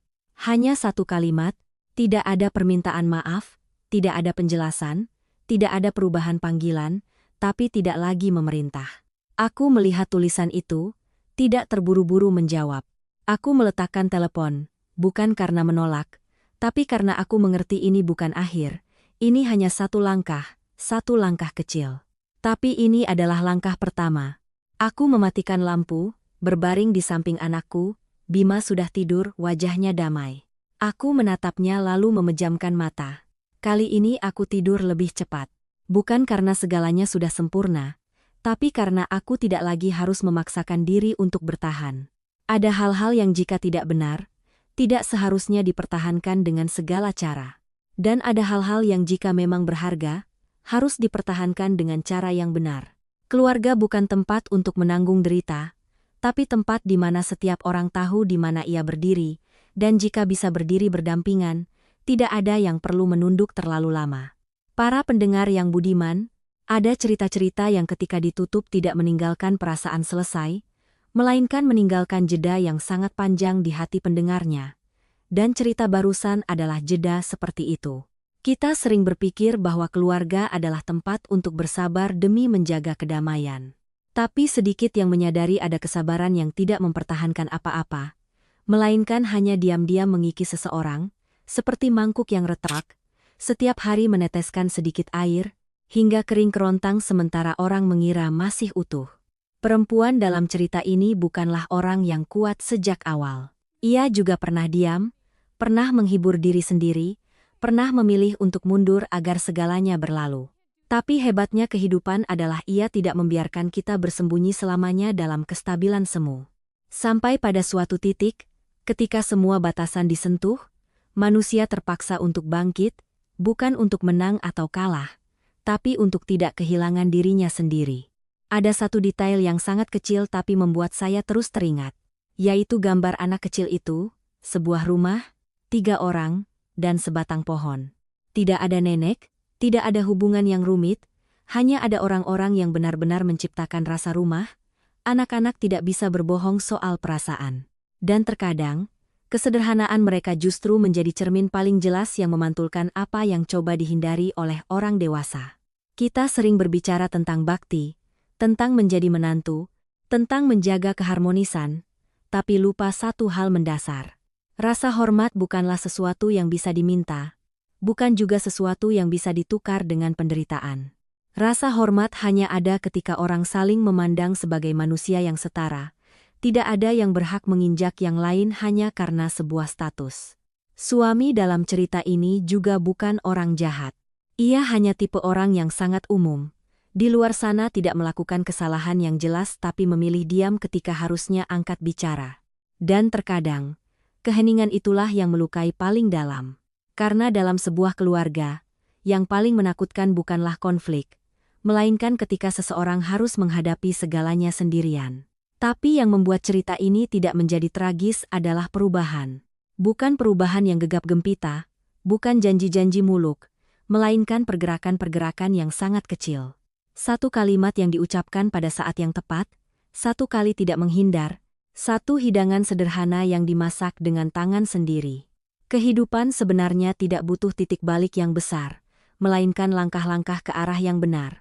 Ada satu hal yang saya yakin setelah cerita ini, setiap dari kita akan bertanya pada diri sendiri, di mana batasan kita, dan apa yang sedang kita pertahankan, sebuah keluarga sejati atau hanya sebuah formalitas bernama keluarga. Karena pada akhirnya, kebahagiaan tidak terletak pada berapa banyak orang dalam satu atap, melainkan pada apakah di dalam atap itu ada yang harus menunduk terlalu lama atau tidak. Jika ada, maka seramai apapun tetaplah sepi. Dan jika tidak, maka cukuplah orang-orang yang tahu caranya berdiri berdampingan, itu sudah cukup untuk sebuah kehangatan.